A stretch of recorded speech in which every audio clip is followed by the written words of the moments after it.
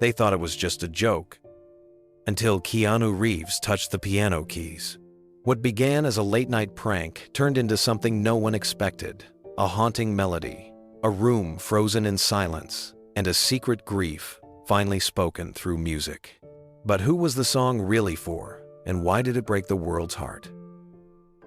Before we continue this incredible story, let us know where you're watching from. If you enjoy stories like this, subscribe to the channel, because tomorrow we have another inspiring story you won't want to miss. The studio lights blazed in soft gold as the opening jingle of the Byron Laskin Show echoed through the packed theater. It was a Wednesday night taping, the crowd buzzing with the usual blend of laughter, anticipation, and the low hum of phones being silenced. Byron Laskin, the late-night host known for his razor-sharp wit and almost gleeful sarcasm, strolled onto the stage wearing his signature black blazer and cocky grin. He was a man who prided himself on never pulling a punch. For years, Byron had built his brand on poking fun at his guests. Not cruelly, not entirely, but enough to make audiences lean forward, half cringing, half laughing. He roasted A-listers and up-and-comers alike, with a tone that said, "It's all in good fun, unless you take yourself too seriously." And tonight, his target was Keanu Reeves. The crowd erupted into applause as Byron announced, "Ladies and gentlemen, you know him from The Matrix, John Wick, and from being the internet's most beloved, mysterious, sad man. Please welcome Keanu Reeves." Cheers thundered across the studio. Some audience members jumped to their feet, others held up signs, and a few simply sat stunned by the sight of Keanu walking through the side curtains with his usual quiet poise. Keanu was dressed in a fitted charcoal gray suit, with a deep navy shirt open at the collar, his shoulder-length black hair tucked behind one ear, and that signature soft gaze, the one that always seemed a little haunted, was unchanged. He approached Byron with a calm smile, shook his hand, and settled into the leather guest chair with a relaxed exhale. "Keanu," Byron began, leaning in with a grin, "you look like a man who just woke up from a 1,000-year nap." The crowd chuckled. Keanu smirked. "That's about how long LA traffic felt today." Byron laughed and pointed at him. "Still got it. But seriously, man, how are you this calm all the time? You're like a monk that accidentally became an action star." "I drink tea," Keanu replied gently, "and try not to rush things." The audience giggled again. But Byron wasn't done. "So you're here promoting a film that no one's heard of yet," Byron said, holding up a promotional still. "It's called Stillwater Falling. You play a jazz pianist who can't speak after losing his wife. Am I getting that right?" Keanu nodded. "It's a very quiet film, about grief, healing. It's close to my heart." Byron raised an eyebrow, pausing as if debating whether to go deeper. Then, he pivoted. "Well, I won't pretend I understood the trailer, but I respect a man who can grieve with cheekbones like yours." Laughter filled the room. Keanu chuckled softly, but there was a flicker of something else, something unreadable in his eyes. Byron leaned back, tapping his pen against the desk. Okay. Now, be honest. Are you ever not sad, Keanu? Or is it just part of the brand now?" The screen behind them flashed a photo of Keanu sitting alone on a bench, the photo eating a sandwich, looking introspective. The infamous Sad Keanu meme. Keanu looked up at it and smiled. "That's a good bench. Solid structure," the audience roared. Byron gave him a mock round of applause. Then he turned ever so slightly toward the upright piano sitting off to the side of the stage, still untouched. Byron turned toward the audience and tilted his head toward the piano, like it proper jazz was a prop in a magic act. "Now, I've been told," he said dramatically, "that our friend Keanu here dabbles in music." The audience responded with a light murmur and some clapping. Byron stood up, stretching his legs, and began circling the desk like a cat sizing up its prey. "Apparently," he continued with a sly grin, "he used to play bass in some kind of grunge garage band back in the 90 seconds. Did you guys know that?" The crowd laughed as Byron made exaggerated bass player hand gestures, pretending to pluck invisible strings. Keanu gave a soft smile and nodded. "Dog Star. We played a few gigs," Byron's eyes lit up with mock excitement.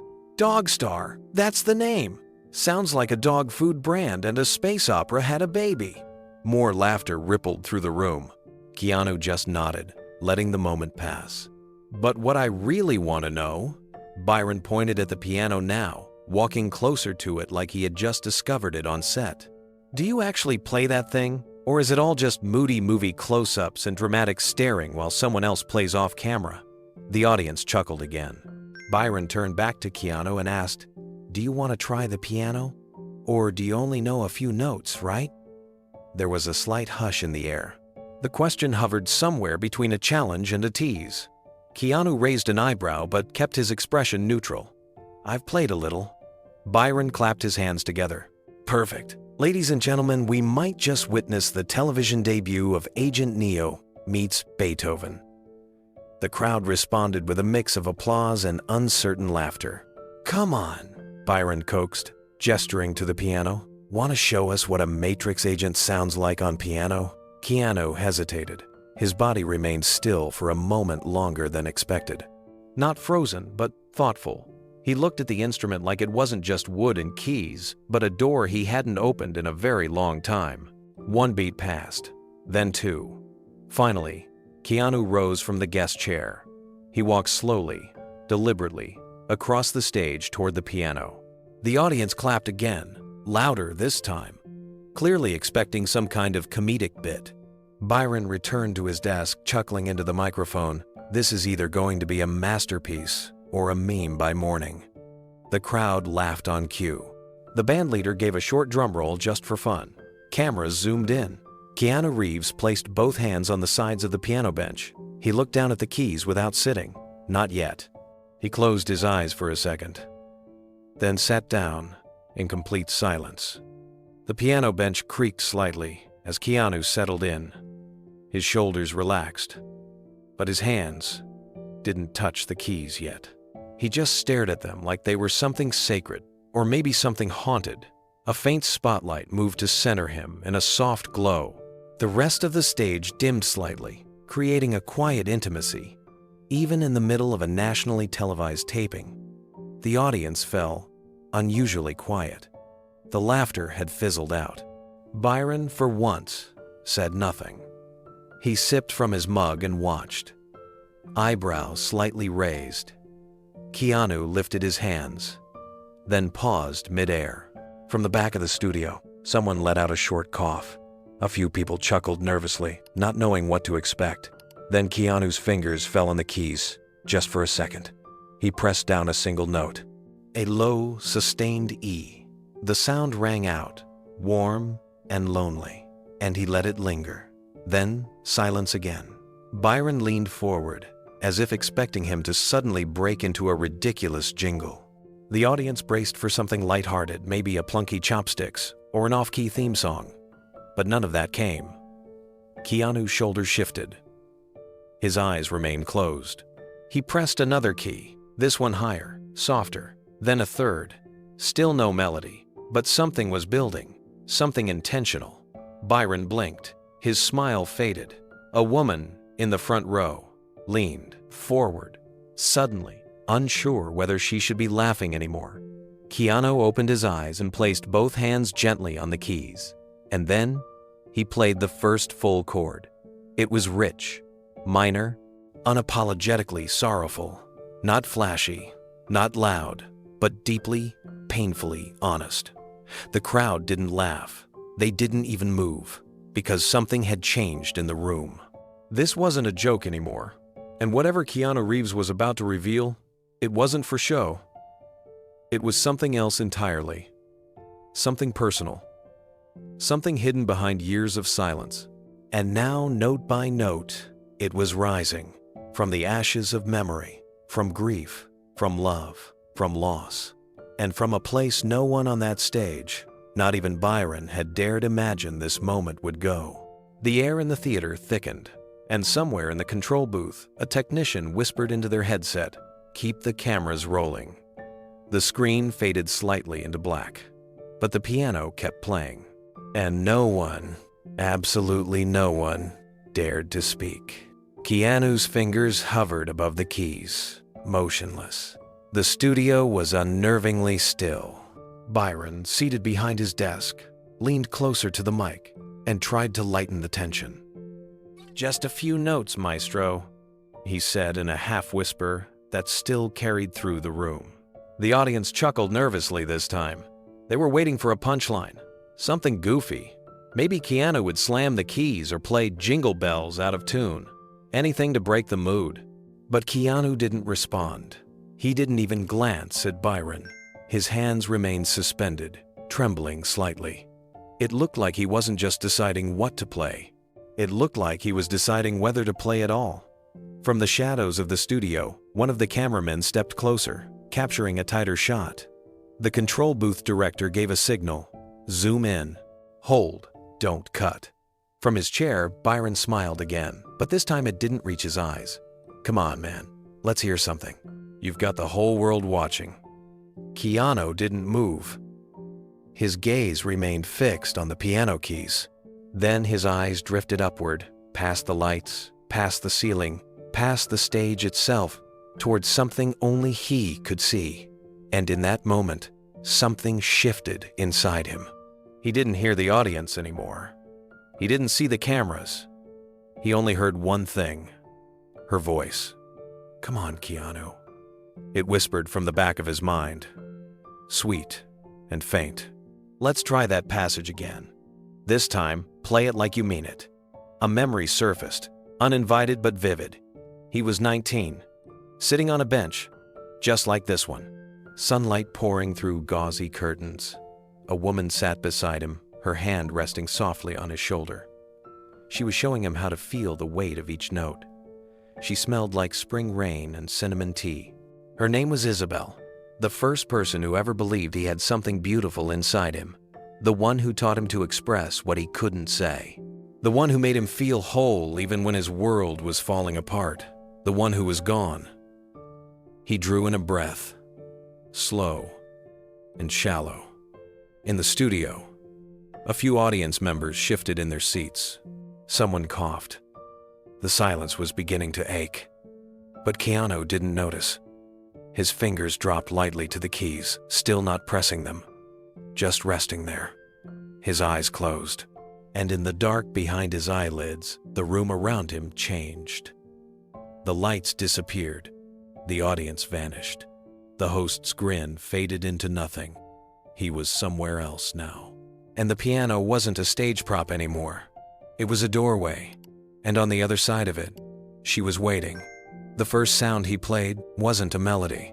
It was a breath held in ivory, a single note touched so gently it barely registered through the speakers. A middle C, sustained with almost painful tenderness.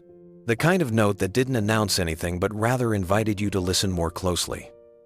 The lights didn't flicker. The room didn't gasp. The audience just paused. Keanu didn't move on right away. He let that note hang, like a thought unfinished. Then, slowly, his left hand joined in, layering in a second sound darker, fuller, 2 notes. That was all. But for those watching, something subtle began to shift. The tone of the laughter earlier had drained from the air, replaced by something uncertain. It wasn't awe yet. It was more like discomfort, a growing realization that maybe they had misread what this moment really was. At his desk, Byron stopped fidgeting. He leaned back in his chair, blinking like someone trying to make sense of what they were seeing. Keanu's fingers moved again. A third note, then a fourth. It wasn't a song yet. It was fragments. Pieces of something coming back to life. Inside his mind, the memory deepened. He was back in that tiny apartment on Sunset Boulevard, the one with peeling paint and an out-of-tune upright piano that Isabel had insisted on keeping even after everything else had been sold. They didn't have money for anything fancy, but they had that piano. And Isabel, God, she could make that thing sing. She was 29 when they met, a composer in hiding, a woman with shadows under her eyes and music in her blood. They shared coffee, grief, and long silences. She never asked about his broken past. He never asked about her bruises, but they understood each other through sound. He remembered how she'd close her eyes when she played, how she taught him that a pause could say more than a phrase. "You don't play at the piano," she used to whisper. "You listen through it." Now here he was, decades later, in front of a crowd that expected a joke. Instead, he was playing their song, or rather, what was left of it. His hands began to move with more certainty. Still no melody, just a progression of gentle chords. Melancholy, open-ended, the kind of music that didn't explain itself. A man in the second row leaned forward, his brow furrowed. A woman 2 seats down gripped her coat tighter. No one was laughing anymore. Keanu breathed through his nose and closed his eyes tighter. He was in that memory. Now, Isabel's shoulder pressed against his. She was smiling. He could feel her heartbeat in every note, and for the first time in years, he let himself follow it. Note by note, memory by memory. In the hush of the studio, you could hear the sound of clothing shifting, breath catching, even the faint squeak of a chair adjusting. But no one spoke, not even Byron. Keanu's fingers found a gentle pattern. A phrase repeated, then deepened.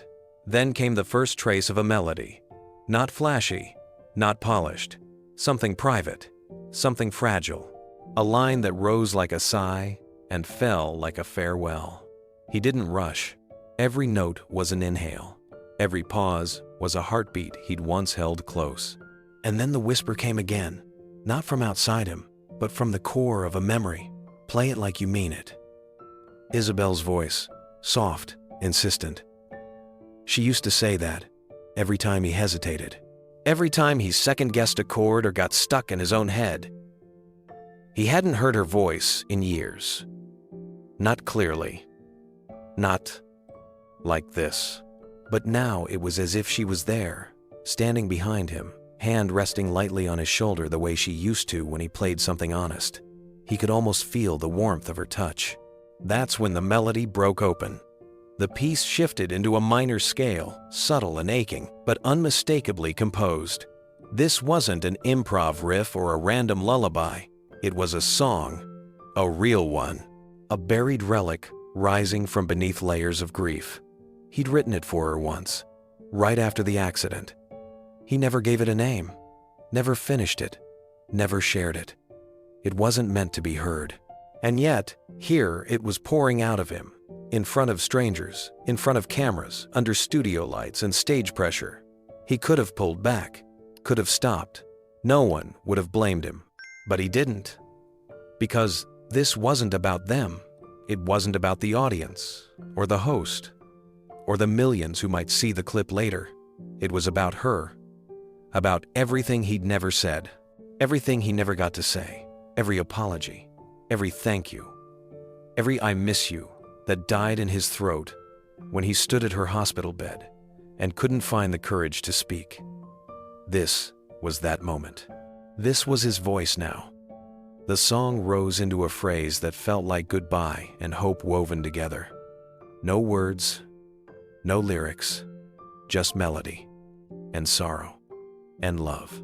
And as the final note hung in the air, suspended like a soul hesitant to leave Keanu's fingers stilled, he didn't lift his hands.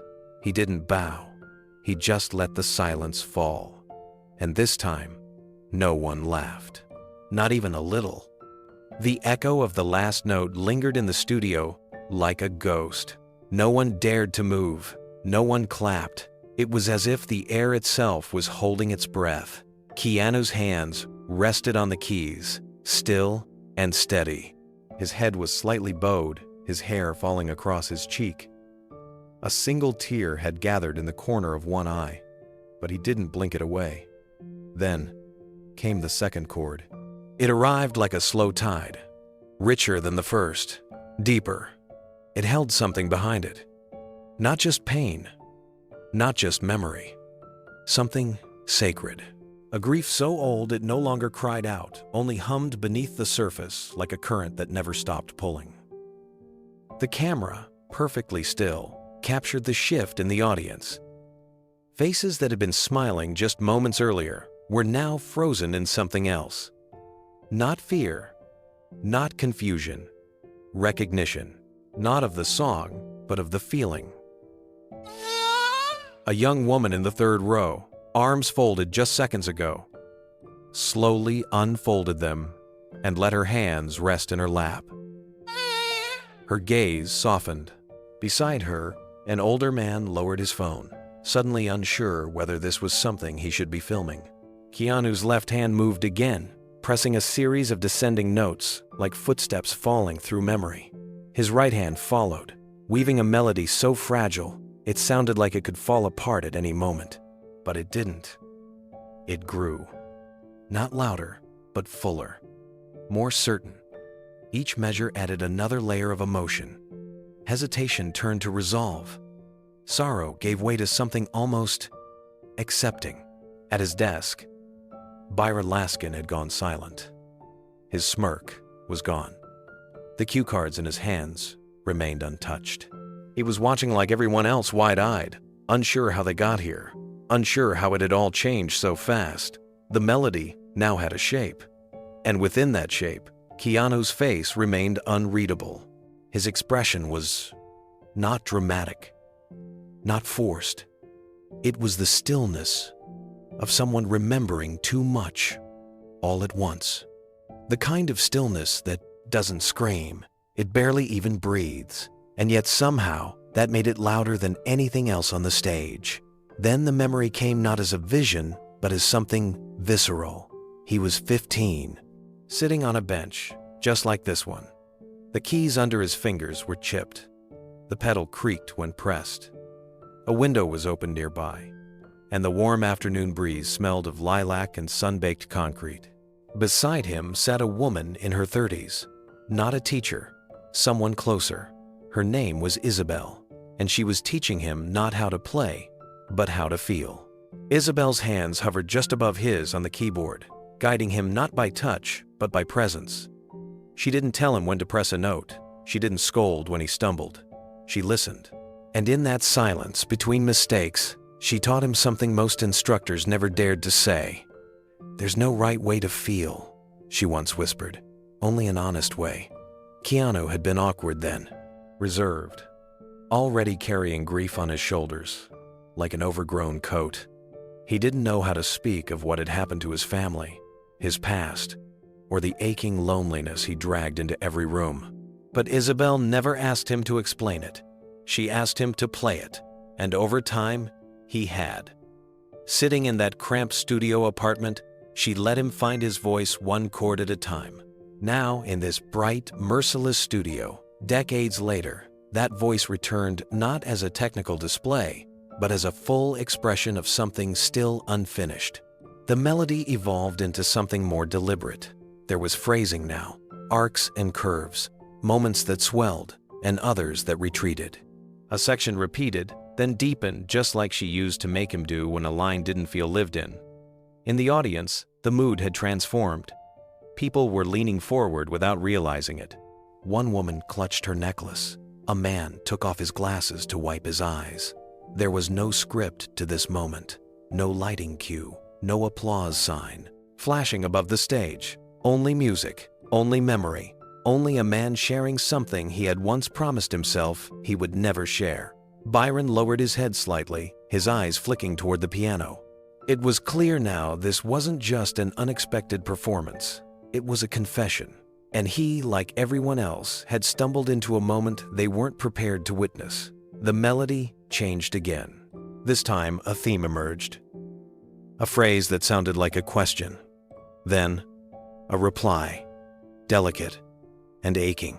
And just beneath that, another layer. Not played, but felt. It was longing. For her, for that time, for everything that had come and gone since. Keanu's face remained still, but that tear, the one clinging to the edge of his eyelid, finally fell. It slid down his cheek in silence, landing without fanfare. The chord he played next was unlike the others. It was full, final, the kind of sound that doesn't fade, it stays. And for just a second, it didn't feel like a show at all. It felt like a goodbye. The memory blurred as Keanu's hands moved from chord to chord. the keys no longer something he played, but something he spoke through. Every note now was a sentence he had once buried. Every phrase was a doorway to something he never dared revisit. The melody had matured. It was no longer uncertain, no longer hesitant. It carried the scars of someone who had lived through loss and found no answers, only music. There was no crescendo, no grand climax, just honesty, just truth, the kind that sinks into the chest and settles in the bones. He remembered the last night he saw Isabel. It wasn't dramatic. It wasn't even a goodbye. She had been tired, curled up on their old couch in a robe with sleeves too long for her arms. They'd argued earlier that day about something small, something stupid. He'd left for a walk. When he came back, she was asleep. Or so he thought. He never told her he was sorry. He never told her the melody he'd been working on was for her. And when the ambulance lights flickered outside just hours later, everything he didn't say collapsed into silence. Until now. Now it was all coming back, not in words, but in harmony. In the studio, a producer backstage wiped her eyes and whispered into a headset, "Don't cut. Just don't cut." Byron sat frozen, a man who had built his career on filling silence, now finding himself unable to break it. His cue cards lay untouched beside him. The stage lights no longer felt warm. They felt reverent. Keanu played on. Each measure was a blend of memory and mourning. Each pause was deliberate, not for drama, but for breath, for meaning, for space to feel what couldn't be said aloud. And then, without warning, the music slowed. His hands began to drift toward the final notes, a repeat of that first phrase, but altered, softer, more resigned. It was the same beginning, but this time, it wasn't reaching forward. It was letting go. The final chord was a whisper, a sigh, a closing door, and then nothing. Keanu lifted his hands from the piano, gently, like he was afraid the keys would break. He didn't move. He didn't look up. The studio was utterly still. No applause, no noise. Only breath, shared, silent, waiting. The audience didn't know what they had just witnessed, but they knew it was real. Keanu slowly turned his face upward. The tear trail on his cheek had dried. His eyes, though wet, were clear. He wasn't ashamed. He was emptied. And for the first time in a very long time, he looked free. The music moved like memory, quiet, hesitant, unraveling threads of time. Keanu's fingers danced slowly across the keys, not for attention, not for performance, but as if pulling something fragile back from the depths of his past. Each chord was deliberate, familiar. Each rest between notes was loaded with things he hadn't spoken aloud in decades. And then the memory deepened. He was 17 again. A dim hospital room, the smell of antiseptic, the soft beeping of a monitor, the humming silence of machines doing work the body could no longer manage on its own. He sat alone in the chair by the bed. Isabel's hand was cold when he reached for it, but he held it anyway. She'd already been gone for hours. The machines hadn't caught up yet, or maybe they had, and he just didn't want to know. Either way, he couldn't say a word, couldn't cry, couldn't speak. He just sat there, feeling his insides hollow out. That night, after they took her away, he went home and sat at the piano in her apartment. It was the only thing left untouched. He didn't turn on a light. He didn't eat. He didn't sleep. He pressed a key. Then another. It was the first time he had touched the instrument alone. He didn't know what he was doing. He wasn't composing. He wasn't playing something she'd taught him. He was just trying to breathe, trying to survive something unspeakable.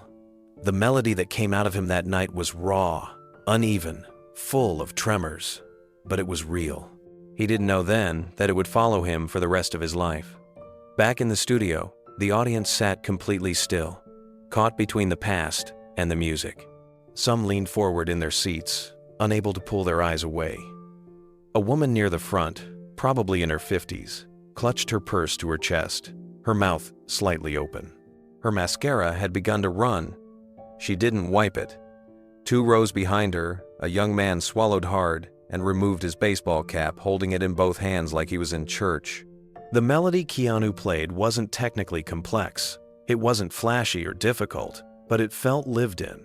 It felt like something carried, not written, and that's why it hurt, because people recognized it. They didn't know the story, but they knew the weight. At his desk, Byron didn't move. He didn't even blink for a while. The cue cards still lay untouched in front of him, but he didn't look down. He looked at the piano, and for once in his long career, he had no words. The song reached its second movement, barely shifting in tempo but gaining something deeper, more personal. Keanu's body swayed slightly as he played, not dramatically, but like the rhythm was echoing from his spine, from the places inside him where silence used to live. The notes didn't speak of death. They whispered of everything that death left behind: regret, longing, gratitude, love. And then came another memory, stitched between the chords. It wasn't a hospital this time. It was late fall, maybe November. They were walking together down a cracked sidewalk, arms tucked into shared sleeves. Isabel had this scarf that never quite stayed in place, and she was always adjusting it mid-conversation. She talked too fast when she was excited, and she was excited often about small things: music stores, stray cats, bakery windows, rain on movie posters. That day, she pulled him into a dusty music shop off the main road. He had never noticed it before. It smelled like cedar and old books. At the back, there was a baby grand piano, scarred from use but still beautiful. She lifted the lid without asking and played a short phrase with one hand delicate, slightly off-key. Then she stopped and said something he never forgot. "You don't need to be good, just be honest." He remembered laughing, telling her he didn't know how to be either. She kissed his cheek and whispered, "Then start there." Back in the studio, the melody shifted again. A new theme began to emerge, familiar now to the viewers who had been listening closely. This wasn't just a musical motif. It was a memory repeating itself in a new key. It was the voice of a past reshaped by time. A woman in the audience quietly sobbed into her sleeve. A man in the front row gripped the edge of his seat with both hands, staring at the floor like it held something he'd been avoiding. Even the crew backstage fell quiet. No one checked their life watches. No one adjusted cameras. Everyone, from the host to the last seat in the back row, had stopped existing as individuals. They were now an audience, in the truest sense, unified, vulnerable, held together by a single thread of sound that none of them expected to carry this much weight. And still, Keanu didn't look up. His eyes remained fixed on the keys. He wasn't performing, he was remembering, and the music was his way back through. Each note he played was like lighting a candle in a hallway long abandoned. Each pause was a step closer to the room he had once sealed off and left dark. And now, he was inside it. Not with words, not with tears, just with music. And through that music, she was there again. Not gone. Not entirely. The final movement of the melody drifted through the room like fog curling over still water. There was no crescendo, no grand declaration, just a slow descent, graceful and raw. Like someone letting go of something they'd held too tightly for far too long. Keanu's fingers lingered on the keys, as if reluctant to let the music end.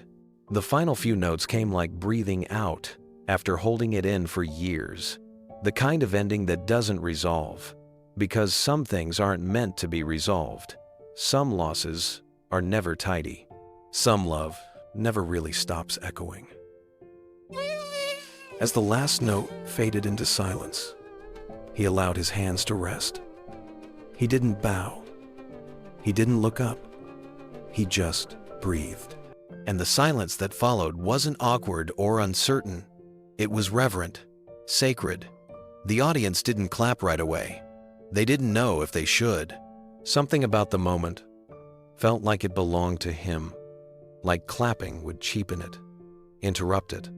For a full 5 seconds, no one moved.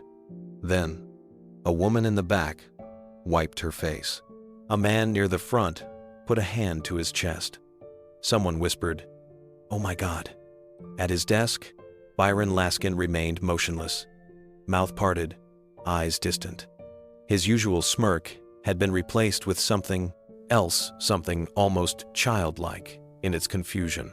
Like he'd just witnessed something he didn't understand but couldn't look away from. Keanu finally lifted his head. He looked out not at anyone in particular, but through them, past the lights, past the walls, as if searching for something he knew wouldn't be there. And yet, maybe it was.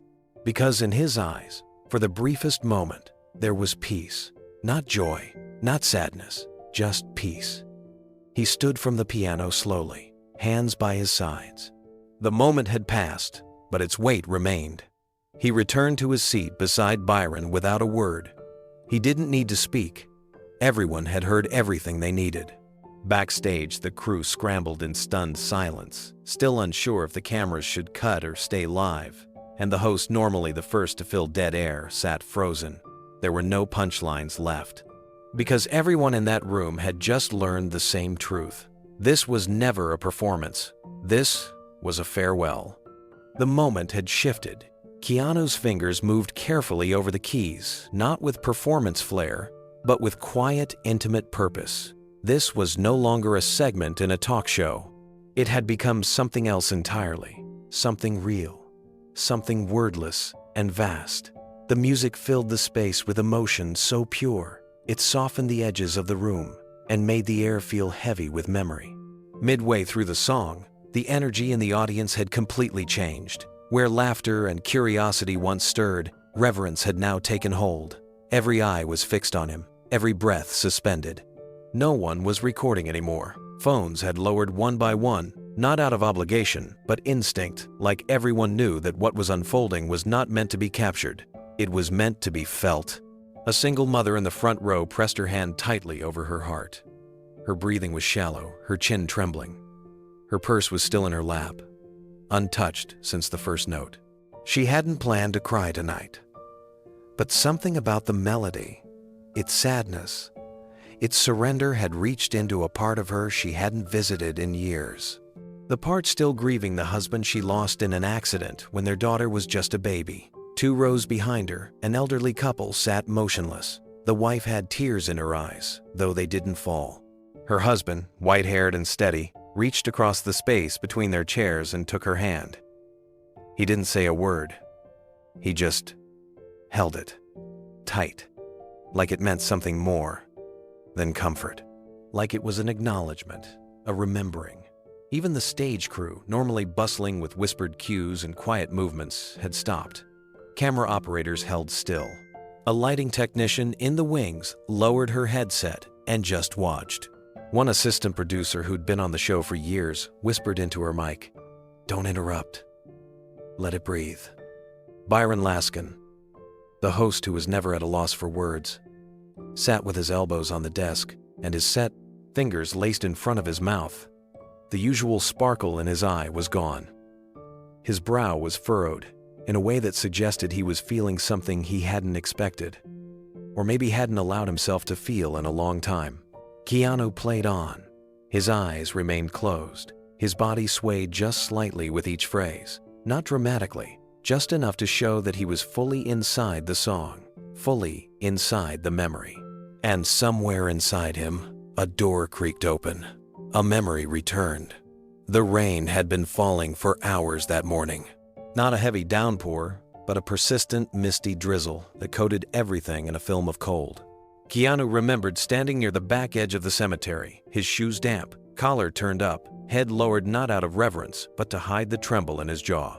There were about 40 people gathered near the casket, most of them people from Isabel's life, co-workers from the music school, a few extended family members, and neighbors who only really knew her as the quiet pianist upstairs. He hadn't spoken to any of them that day. He hadn't spoken to anyone. He couldn't. He didn't stand with the others. He couldn't bring himself to move past the stone path into the muddy grass. It felt wrong to stand so close when he hadn't found the words to say goodbye. So he watched from a distance, silent, drenched, aching. The priest spoke in gentle tones, words about peace, about eternal rest, about a life that had touched others. But none of those words filled the hole inside Keanu. None of them touched the truth. And as the final prayer ended, he backed away even farther, unable to witness the casket being lowered. It felt too final. He left alone, walked home, didn't say anything to the cab driver, didn't turn on any lights when he got back to the apartment they had once shared. Everything looked the same, but emptier. He sat at the piano. No warm-up, no posture check, just silence. Then he pressed one note, then another. And that's when the first shape of this melody, this very melody he was now playing for the world, was born. He didn't write it down, he just let it come out. It was broken and messy, like his breathing. But it was the first thing that made sense in the hours after she died.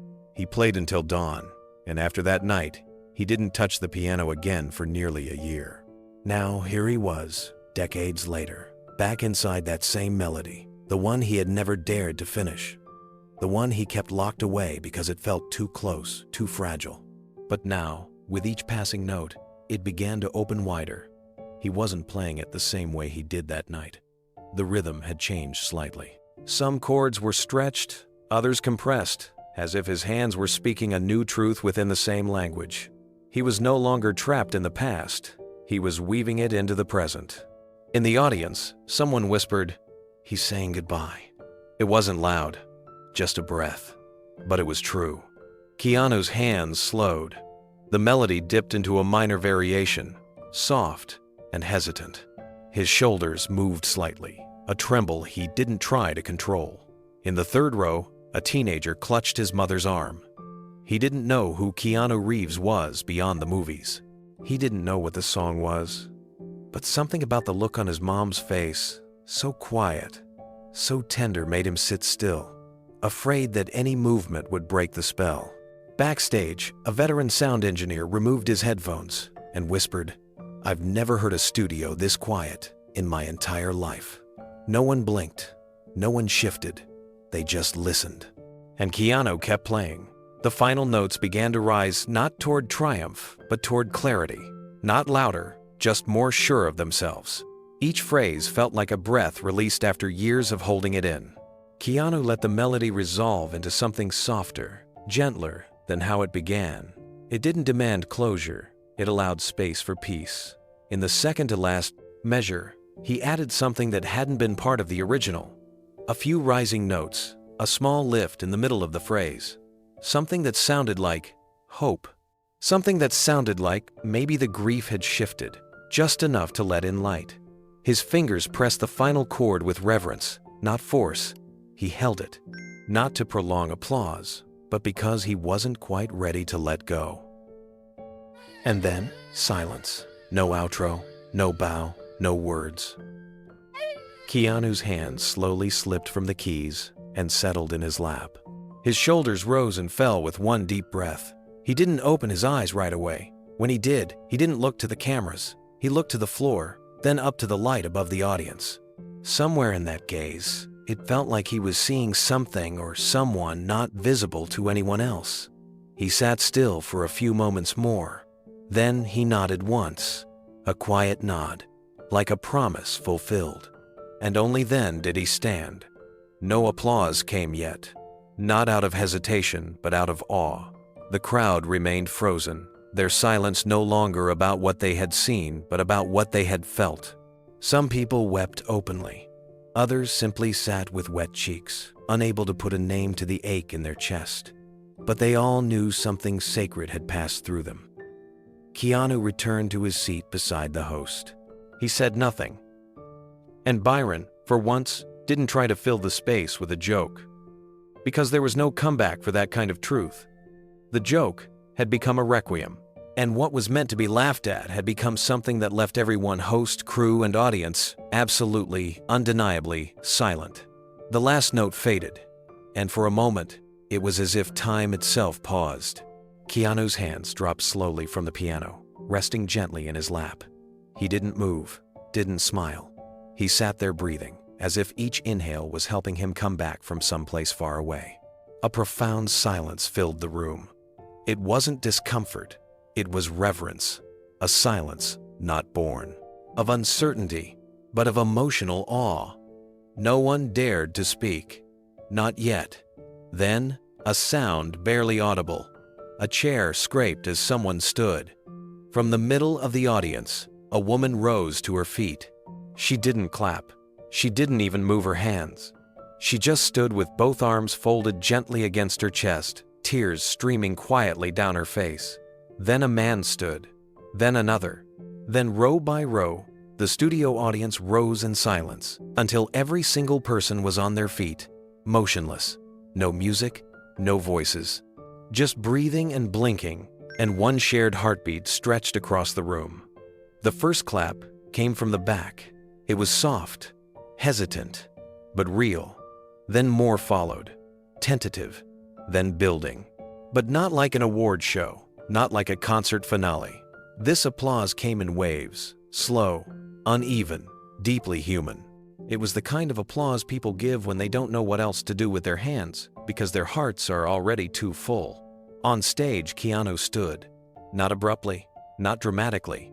He rose the way a man does when his grief has finally landed, when his burden has been spoken aloud and the weight has shifted slightly, almost imperceptibly. He didn't bow. He didn't say thank you. He simply looked out into the audience with soft eyes, as if trying to memorize the faces that had witnessed him this way. Then he gave a small nod just once and turned to make his way back to the guest seat. The applause continued, and still no one shouted, no one whistled.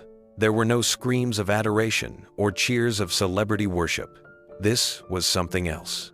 This wasn't about Keanu the actor. This was about Keanu the man. Keanu sat back down, slowly easing into the chair beside Byron, who still hadn't spoken. The host, usually full of quick quips and practiced charm, looked like someone who had just witnessed a funeral and a baptism at the same time. His cue cards sat forgotten on the desk. His mouth opened, then closed. Finally, in a voice not meant for television, he whispered, "I had no idea." Keanu nodded once, almost imperceptibly, and kept his eyes down. The cameras were still rolling. No one had cut the feed. No producer shouted orders in the background. Everyone on set knew this was not something to be managed. It was something to be preserved. Behind the scenes, in the control room just above the stage, a production assistant named Layla sat frozen, eyes wide, hand over her headset mic. She'd been with the show only a few months. Most days were filled with celebrity laughter, viral gags, and quick edits. But this was different.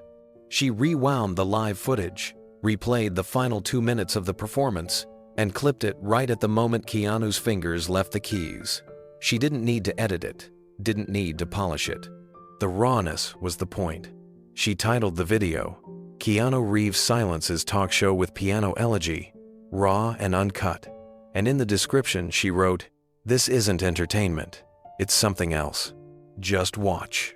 She uploaded it quietly, without alerting anyone, and posted it on the show's official channel and backup social media accounts. No hashtags, no marketing push. Just a 2-minute clip, left to speak for itself. And it did. Within 20 minutes, the comments began. "I came here expecting jokes. I left in tears. I've never seen grief played like that. That wasn't music. That was a soul cracking open." A few reposts trickled out across Reddit and X. Small accounts, niche music forums. Then a string player in Vienna shared it with a caption, "This is why we make art." Then it spread. Within the hour, it hit 1 million views, then 2. By the time Keanu had quietly exited through the back of the studio, no entourage, no limo, just a dark sedan and a nod to the stage manager, the clip had crossed 3 million. He didn't speak to the press. He didn't stay for the post-show photos. He thanked the pianist from the house, band with a quiet handshake, and disappeared into the Los Angeles night. Inside the building, the atmosphere remained hushed. Byron finally turned to the crew and muttered, "I don't think we should run the rest of the interview." No one argued. Instead, they cut the episode short. For the first time in the show's history, They aired the full performance in place of the usual comedy sketch that ran before the credits. By midnight, every major platform had reposted the clip. By morning, it was the top trending video in over 20 countries. But something was different. It wasn't trending because of fame. It wasn't because it was Keanu Reeves. It was because people saw themselves in him.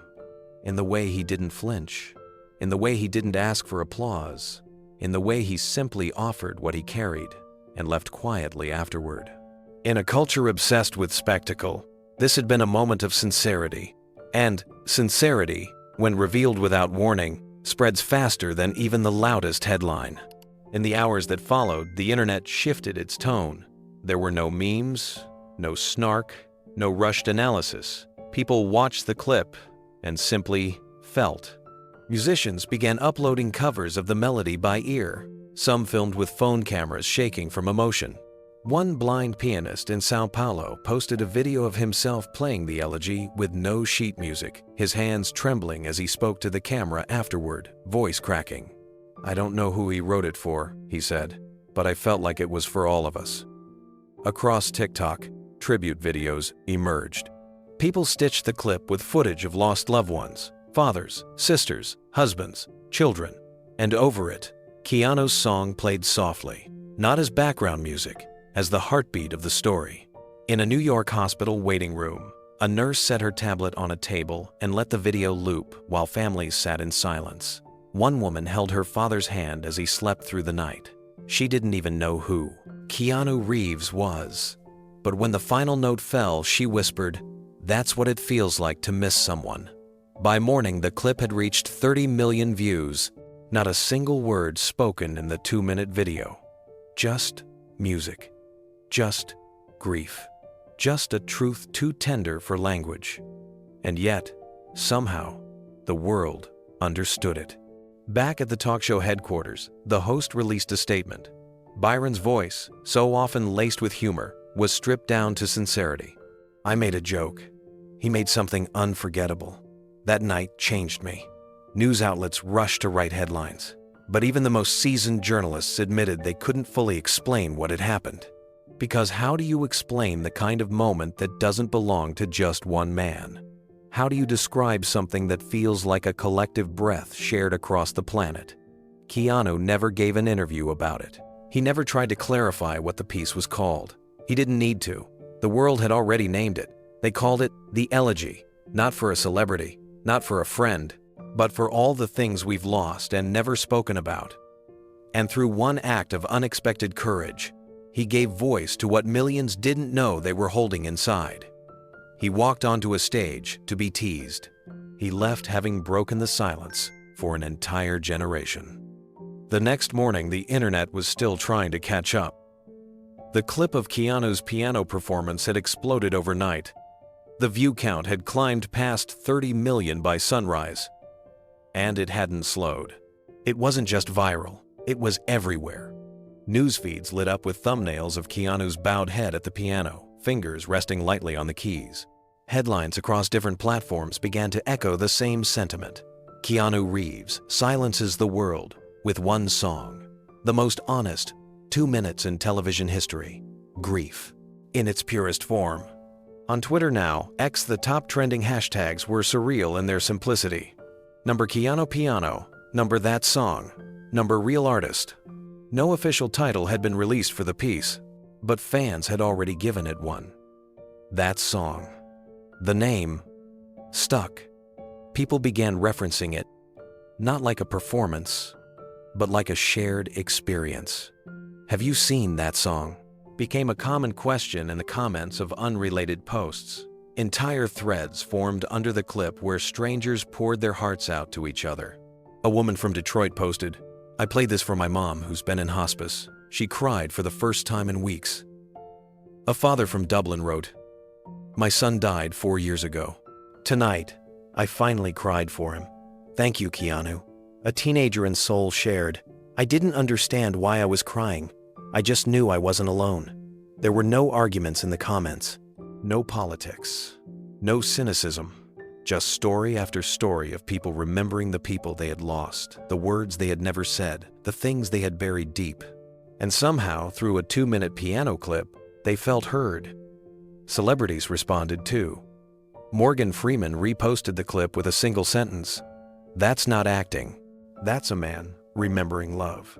Sandra Bullock, who had worked with Keanu on multiple films, shared a screenshot of the performance and wrote, "You've always been this deep. We're just finally."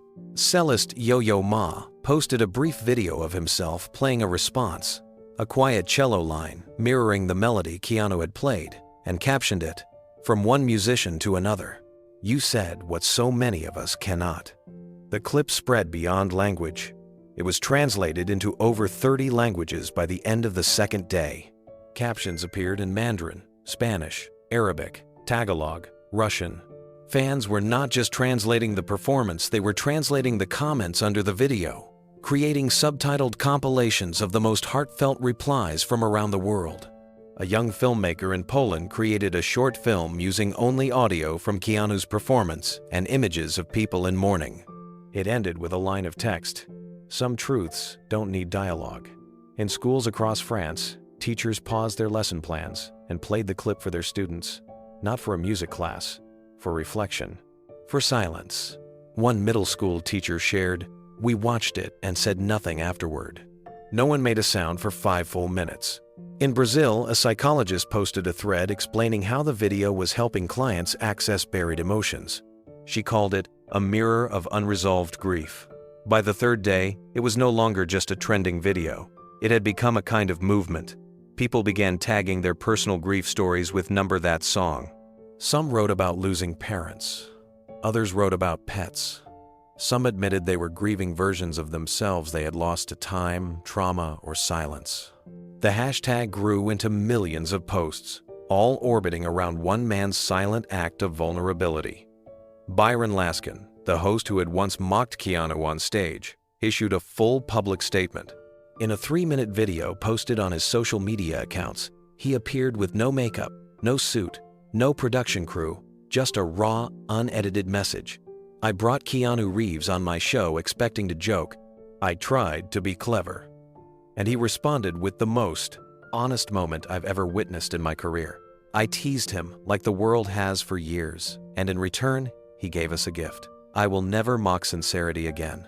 I'm sorry, Keanu. Truly." The comment section under his apology was flooded with support. Some praised his humility. Others admitted they too had laughed when Keanu sat at the piano, but then couldn't move when the melody started. One user wrote, "You didn't just host a performance. You hosted a memory that belongs to all of us now." News anchors cried live on air while playing the clip during coverage. Talk shows that usually joked about celebrities held quiet panels instead. Mental health advocates praised the moment for giving grief a platform without shame or stigma. One viral comment under the original post read, "Keanu showed us that grief doesn't always need words, it just needs to be heard." But through it all, Keanu remained silent. He didn't tweet. He didn't post. He didn't grant a single interview. Journalists lined up outside his team's office, but there were no statements, no clarifications. He let the music speak. And the silence that followed was, in its own way, even more powerful than the performance itself. In a media culture where stars trended by oversharing, his absence became presence. People respected it. Because, somehow, they knew the silence was still part of the song.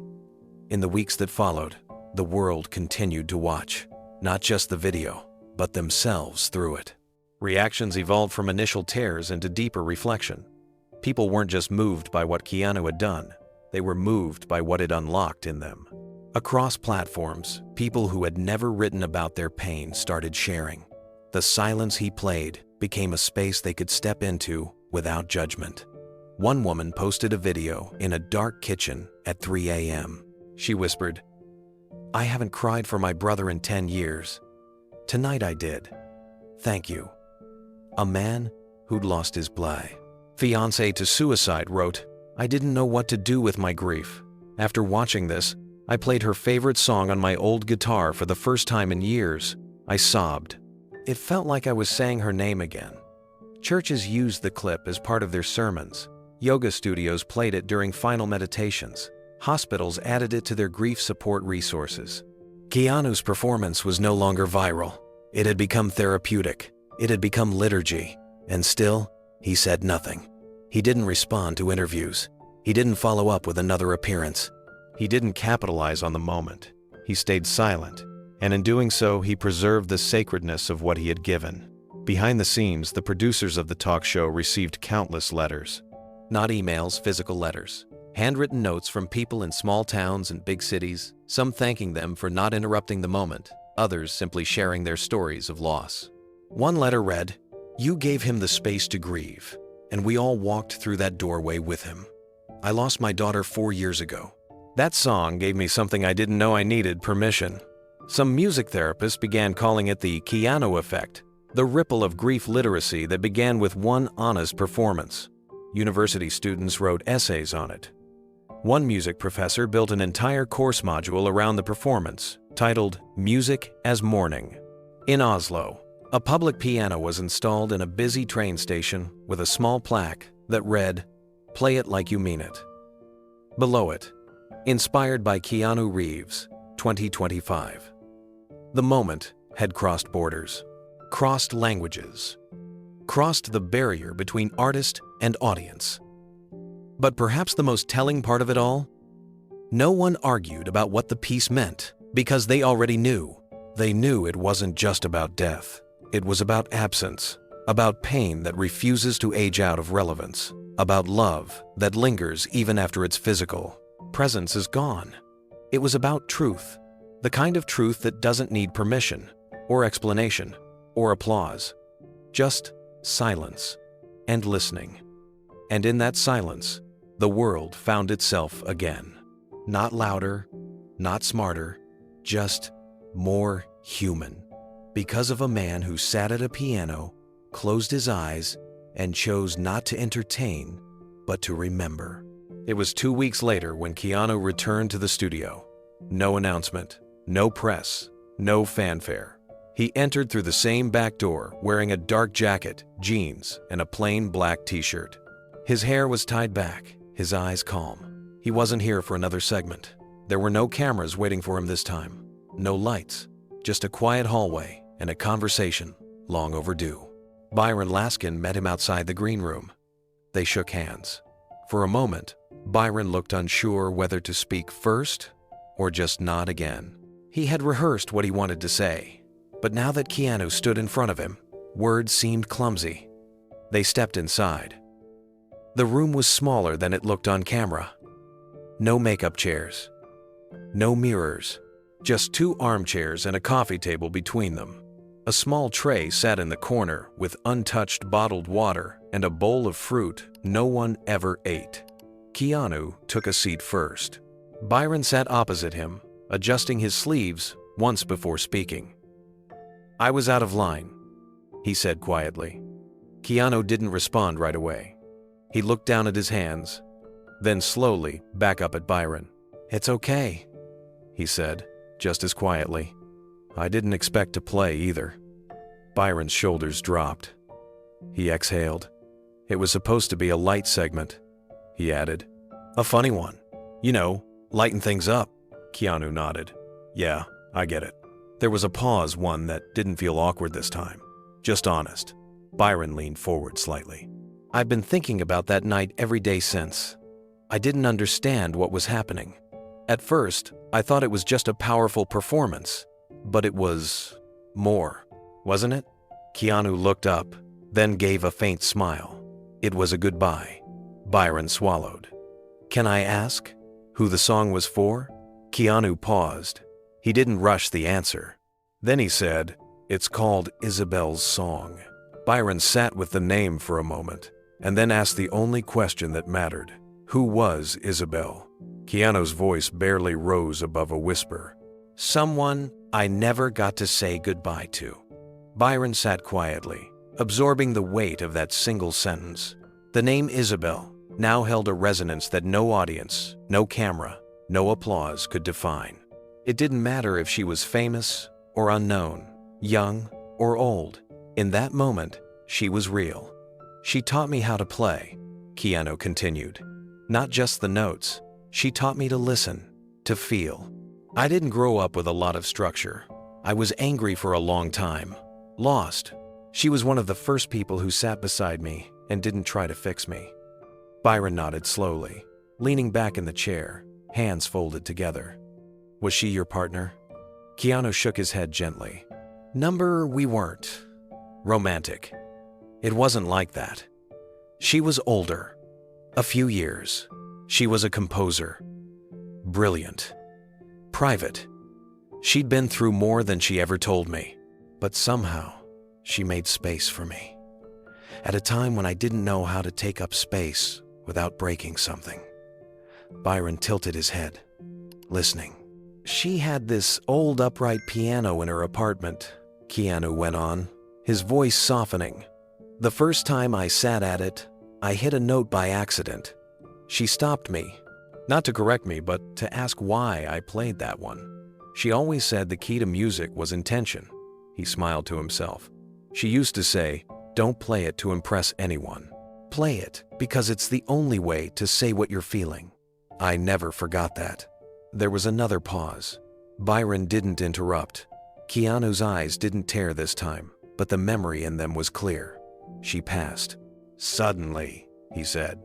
A car crash. One of those senseless, late-night intersections. I didn't get to say goodbye. I didn't even get to the hospital in time. Byron's voice was low when he asked. And the song? Keanu looked down at his hands, folded in his lap. I wrote it that night. Or, it wrote itself.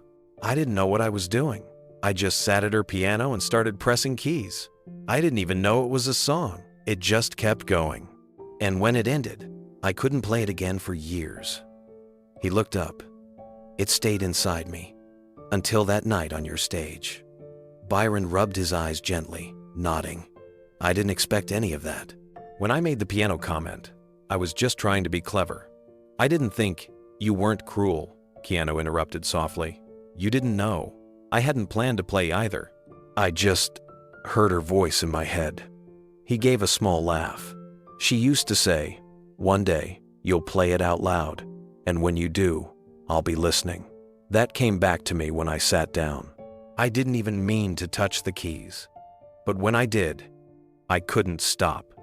Byron leaned forward again, elbows on knees. It changed people. Keanu nodded. It changed me too. The green room fell into silence again, but this time, it wasn't heavy. It was mutual, respectful, shared. So many people thought it was a performance, Byron said after a while, but it was something else. Keanu didn't respond right away. Then he said, it was her. That was the only way I could speak her name after all this time. Byron stood first, not with ceremony, just instinct. Keanu followed. They shook hands, not with showbiz polish, but with quiet gratitude. There were no cameras, no crew, no script. As they turned toward the door, Byron asked, do you ever think she heard it? Keanu paused with his hand on the doorknob. I hope so, he said. But even if she didn't, I did. Then he opened the door and stepped out.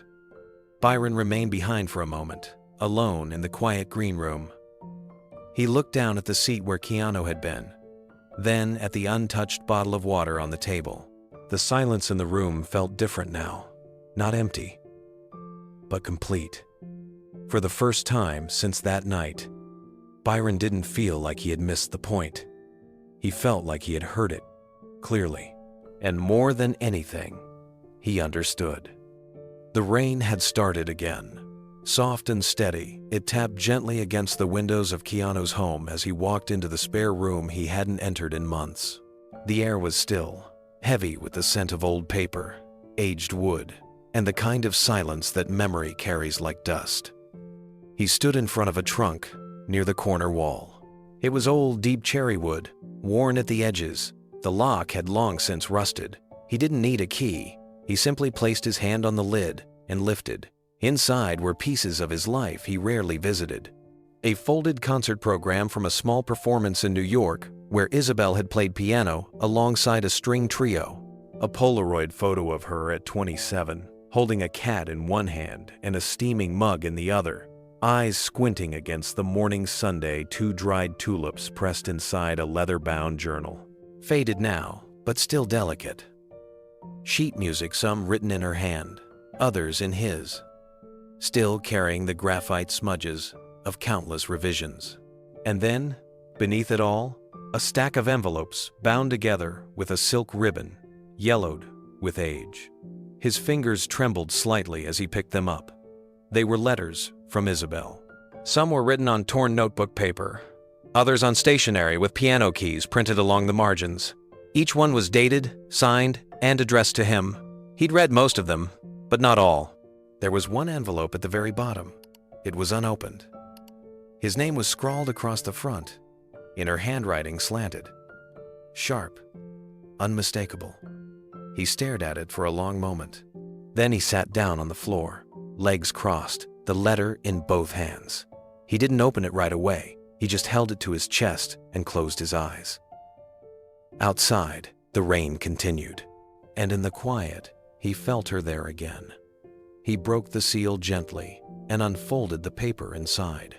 The ink had faded slightly, but her words were intact, written in her signature rhythm, the same cadence she used when she spoke, the same honesty that had always disarmed him. If you're reading this, it means time has passed, maybe more than we ever imagined. I know how you are, Keanu. You keep everything locked inside, even joy, especially grief. You don't like to show the world your scars, but you don't hide them out of pride. You hide them because you think they'll hurt others. I always understood that about you. I wrote this in the hospital, not because I knew anything for certain, but because I felt something, a stillness, the kind that lives in the breath between final notes. Do you remember the day I gave you that melody? You said it was too sad to ever share, but it wasn't sad. Not to me. It was real. It was everything you couldn't say in words, and it was beautiful. If you ever play it in public, I'll know you've forgiven the world. I'll know you finally understood that the pain never took away the music. It just made it more honest. I'll be listening wherever I am. He read the letter twice, then a third time. Each pass slower than the last, as if clinging to every syllable could somehow bring her back. His hands dropped to his lap, his shoulders slumped, and then the tears came. They weren't dramatic. They didn't echo through the house, but they were deep, heavy, honest. Not the kind of crying that comes from being wounded, the kind that comes from opening an old wound and realizing there's healing and remembering. For the first time in years, he didn't resist it. He sat there on the floor, surrounded by sheet music, dried flowers, and pieces of her voice, and let it all wash over him. He could hear her laugh in the back of his mind, low and effortless, like summer wind.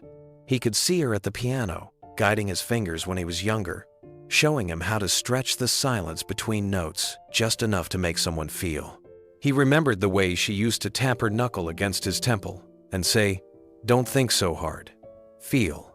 And he did feel it now. All of it. The years they had, the years they lost, the weight of every moment they didn't get to say. He pulled out one of the music sheets she had marked up decades ago.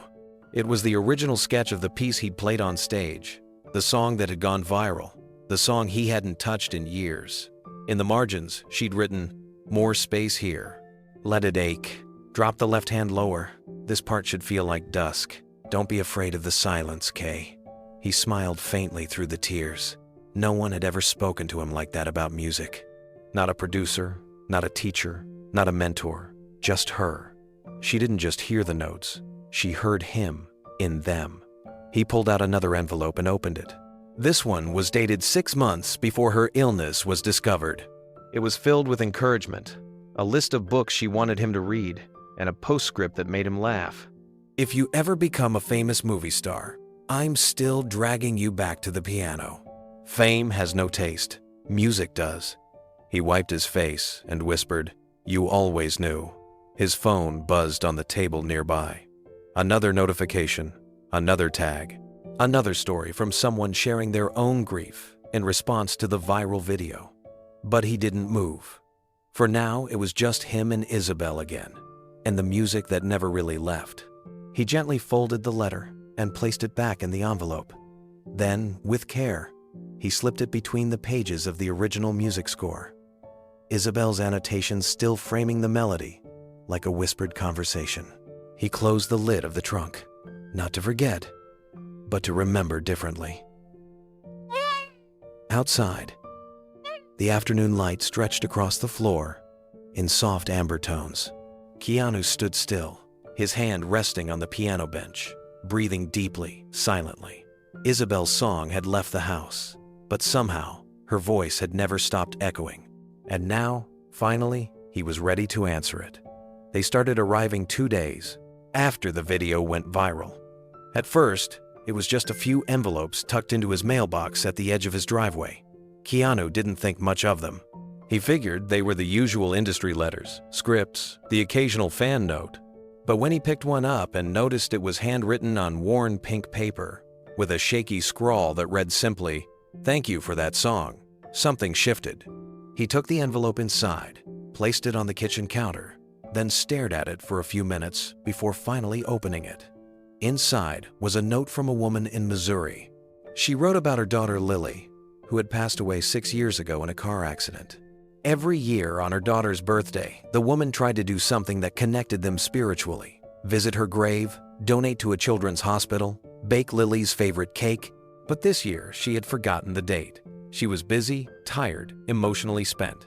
Then, while scrolling through her phone, she came across the video of Keanu playing the piano. The moment she heard the melody, she broke down sobbing. She remembered Lily's laughter, the way she used to dance barefoot in the living room, the way her voice sounded on Sunday mornings. "I just wanted you to know," the woman wrote, "that somehow that song brought my daughter back to me for 5 minutes. That's more than I've had in years. Thank you, from the deepest part of my soul." Keanu stood over the sink, letter trembling in his hand. The afternoon sun streamed through the window, casting soft gold across the marble counter. He didn't cry. Not yet. But something inside him cracked open. Just a little more. Over the next week, more letters came. Then dozens. Then hundreds. Stacks of them in yellow envelopes, slim notes with international stamps, some wrapped in ribbon or bundled with photos and dried flowers. A teenage boy from Oregon wrote about his brother's suicide. A widower from Chicago wrote about playing piano duets with his wife for 50 years before she passed. A girl barely 12 years old wrote in blue crayon, thanking Keanu for making her dad finally cry after pretending to be strong for so long. Keanu cleared off his dining table and turned it into a reading space. No interviews, no movie calls, no cameras. Just him, the letters, and the sound of paper unfolding. Sometimes he read them out loud to himself, sometimes silently, with his fingers tracing the ink. Some of the handwriting was shaky, like from people too old or too hurt to press firmly. Others were typed neatly, with perfect margins and carefully chosen words. All of them felt raw, unfiltered, and sacred. One night, around 2 a.m., he came across a note written in small, deliberate cursive on linen paper. The envelope was pale green, sealed with wax. It felt different even before he opened it. The letter was from a woman named Elena Marquez. As Keanu unfolded the paper, he paused. The name struck something deep within him, though it took a second for the memory to surface. When it did, it hit hard. Elena was Isabel's mother. He sat down. The letter began simply, "Dear Mr. Reeves, I wasn't sure I should write this. For many years, I've carried silence like a second skin. You and I lost someone whose absence has shaped every breath we take. I know you didn't come to the funeral. I don't blame you. Neither did I, really. My body was there, but my heart, it broke the day Isabel left us." Keanu blinked back the sharp sting in his eyes. His hands gripped the paper a little tighter. "I saw the video. A friend sent it to me without warning. One second I was folding laundry, and the next, there it was. That melody. It was her. It was Isabel. You called it Isabel's song, and I knew it before you even said the words. I recognized every note, every hesitation in your hands, every place you almost stopped playing. She would have smiled at that, you know. She was always more patient with you than with herself. He let out a half breath, somewhere between a laugh and a sigh. Elena's voice in this letter was so familiar, so much like her daughter's, warm but never soft, direct but never cruel. When she first showed me the sheet music years ago, I didn't realize what it was. She told me she was writing it for you. He doesn't play, she said, but one day he will, and when he does, I want this waiting for him. I asked her why she'd name a song after herself. She looked at me and said, "Because I want him to remember me whole. Not sick, not fading, whole. And now, after all these years, I watched you play it, in front of the world." And for a moment, she was whole again. Keanu folded the letter halfway for a second, setting it down like it had become too heavy to hold. He closed his eyes. The room around him fell completely silent. No traffic outside, no rustling trees, no distant hum of city life. Just the weight of her words. I don't know what your life looks like now, or if you ever talk about her to others, but I hope you know she never blamed you. Not once. Not for being absent. Not for staying away. Not for surviving when she didn't. That song was her forgiveness, her goodbye. And now that you've shared it, I think maybe you've forgiven yourself too. He picked the letter up again, slower this time, his thumb brushing over a spot near the bottom where a teardrop had blurred a word. Thank you for playing her song. Thank you for remembering her. Thank you for letting the world see the part of you that only she truly knew. With all my heart, Elena. He finished the letter and leaned back in his chair, eyes stinging, throat tight. It was as if the very last door had finally opened, the one he hadn't even realized was still locked. He looked out the window, where dawn was barely beginning to stretch across the sky. For the first time in years, he didn't feel hollow after reading her name. Instead, he felt full. The road to Petaluma was quiet, winding through gentle hills dotted with aging oak trees and vineyards just starting to turn gold at the edges. Keanu drove alone. No assistants, no cameras, no press. Just him, the memory of a melody, and a letter that had stirred something so deep it left him sleepless for nights. The GPS led him to a small, modest house, tucked beneath a sloping hill, surrounded by lavender bushes and tall grass. It was the kind of place people moved to when they wanted to hear birds instead of sirens. The mailbox still had the name Marquez printed in faded letters. He stepped out, heart beating slower but heavier than usual.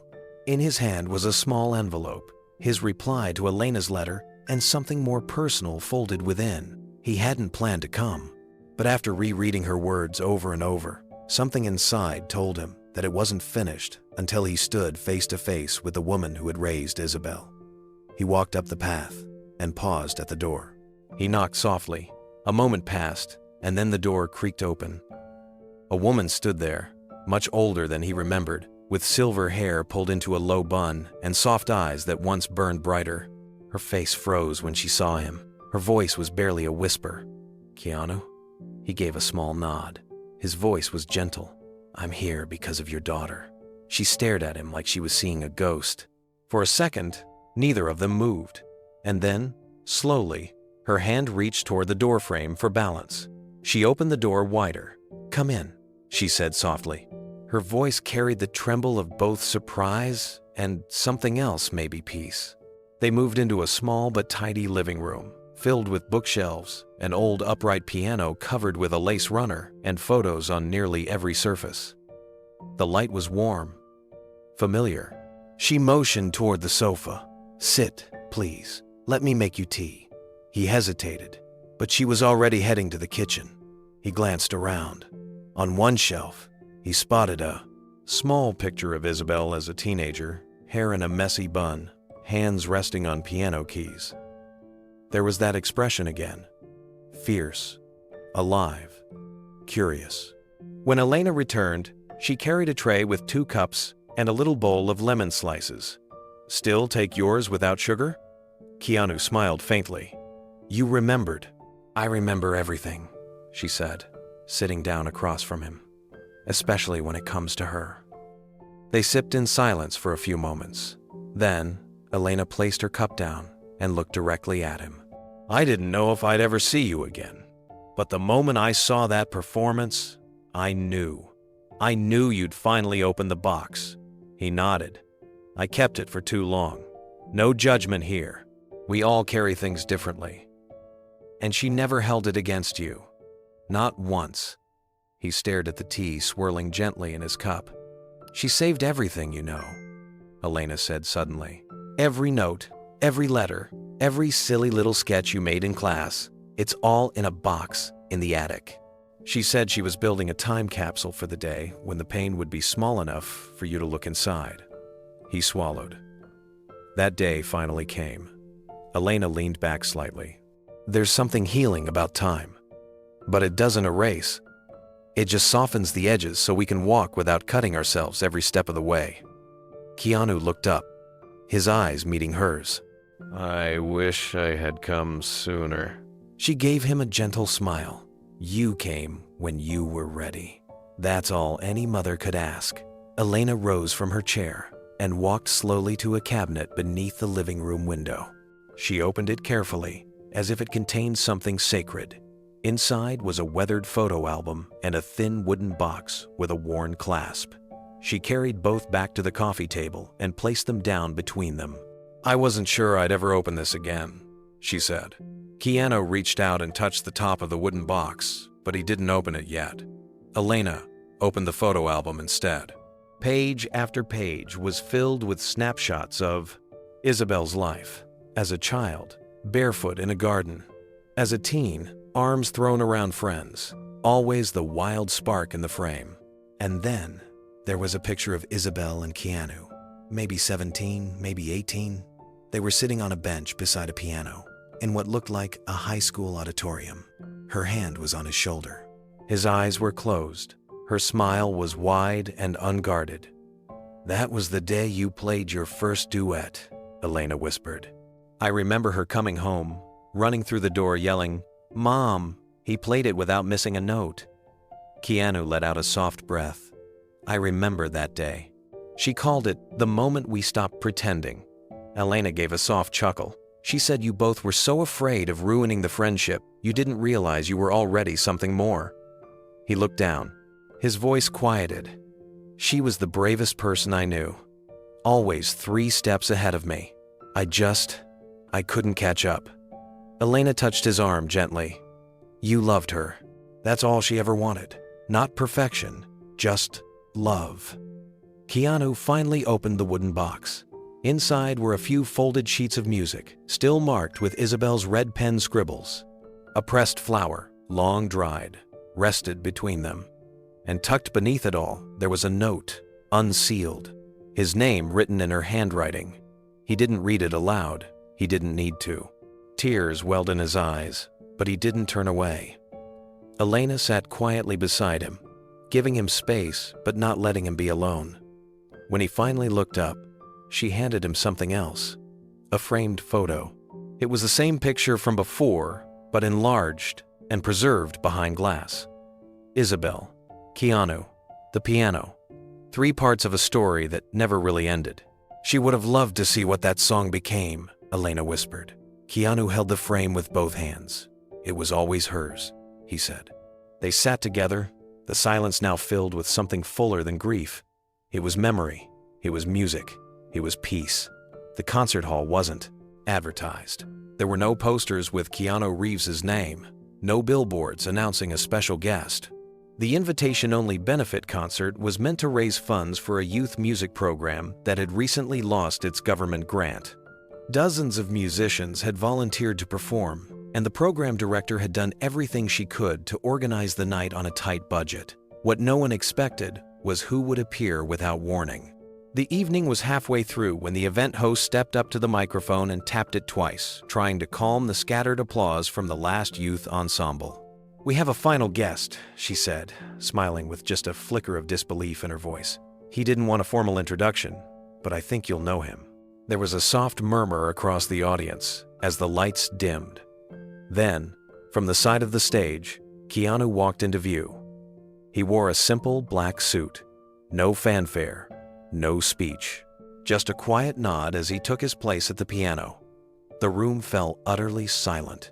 People had seen him on screen in roles that spanned action, drama, and quiet reflection, but very few had ever witnessed what was about to happen now. Keanu Reeves alone at a grand piano, facing an audience not as a movie star, but as a man carrying a song born out of grief and memory. He adjusted the bench, then Saturday. For a moment, his fingers hovered over the keys.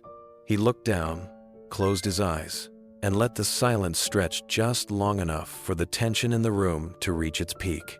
Then, he played the first note. It was unmistakable to anyone who had watched that viral video, the melody Isabel had written, the one he had first performed in solitude, then again at the small church, and now here, in a concert hall full of strangers. But this time, it was different. From behind him, an orchestra rose in gentle accompaniment. Strings softly entered, almost like a whisper. A single flute traced the higher notes, like a memory floating above the surface. The timpani held its breath, waiting for the right moment to stir the heart. Keanu's hands moved with a grace that didn't seek perfection, only truth. Every note he played carried the weight of a life remembered, of love lost and honored, of a promise kept. The orchestra followed him as though tethered to his soul. No conductor, no cues. Just intuition. Just reverence. Somewhere in the back rows, someone began to cry.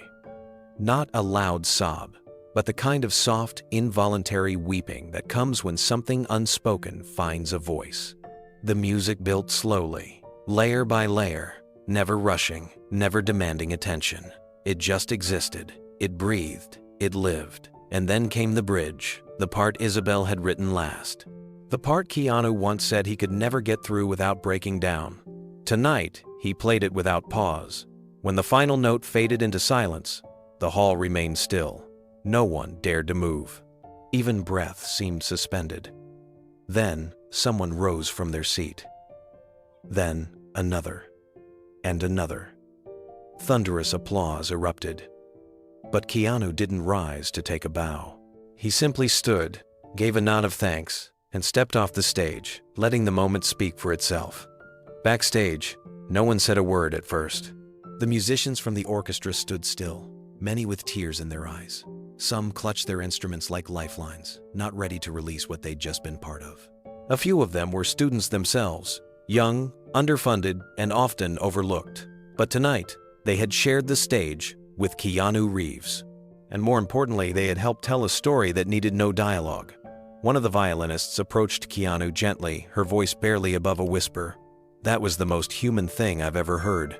Keanu gave a small nod, his expression soft but unreadable. He didn't need praise. He hadn't come for applause or recognition. He came because something inside him had shifted, because Isabel's words in that letter had stayed with him. If you ever play this in public, I'll know you've forgiven the world. He had played it not once, but 3 times. But this time was different. This time, he wasn't just honoring Isabel. He was sharing her with the world, with every person who had ever felt silenced, every soul who carried grief quietly, every child who needed a reason to keep playing music despite the noise of life trying to drown them out. As the event moved toward its conclusion, the host returned to the stage with tears in her eyes and a wide smile that couldn't be contained.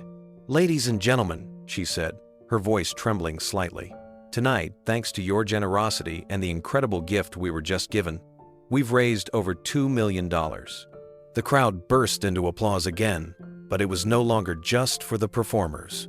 It was for what had been stirred in them, for the collective moment of vulnerability and beauty that had passed through each soul in the room. Somewhere near the back, a teenage boy stood motionless, still gripping his program. He'd come with his school's music teacher, reluctantly. He hadn't touched his trumpet in over 6 months. Said it didn't matter anymore. Said he'd never be good enough.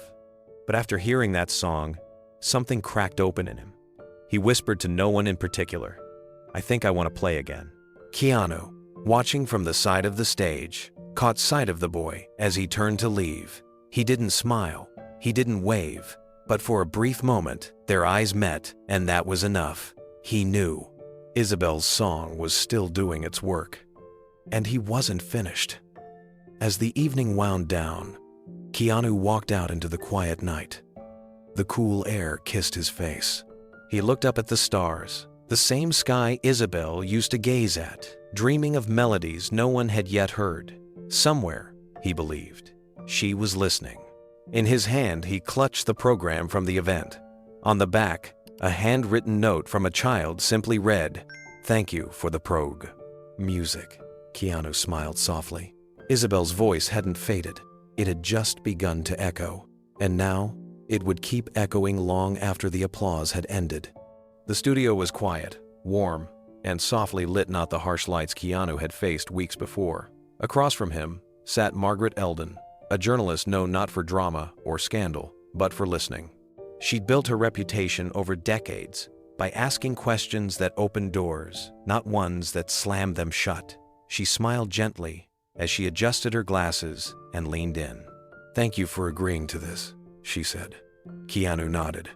"I've been thinking about things. A lot." They shared a moment of silence that didn't feel empty. It felt respectful. Margaret began softly. "You've been in the public eye for decades, Keanu. We've seen you fight villains, fall in love, grieve, disappear, return. But that moment on stage, when you played Isabel's song, that wasn't acting."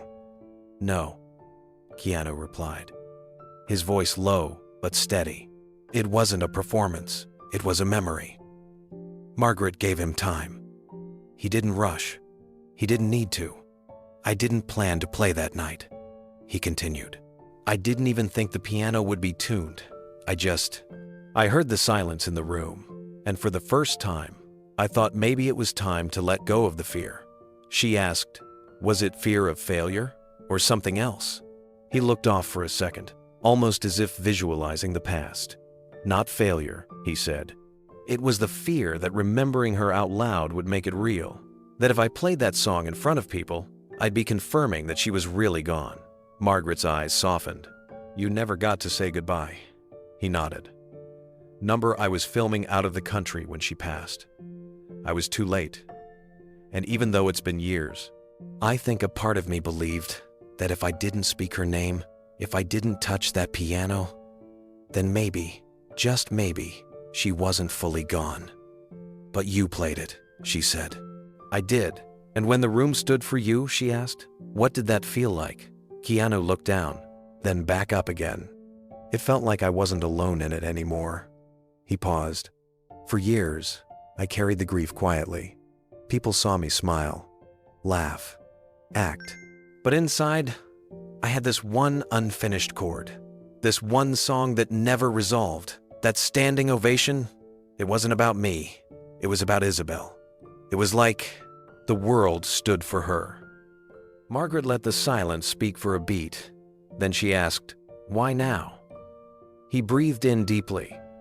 "Because silence doesn't heal," he said. "Music does. Stories do. And for a long time, I thought I had to carry the weight by myself.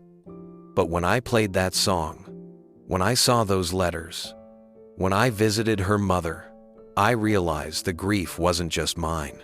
There's a whole world full of people carrying loss.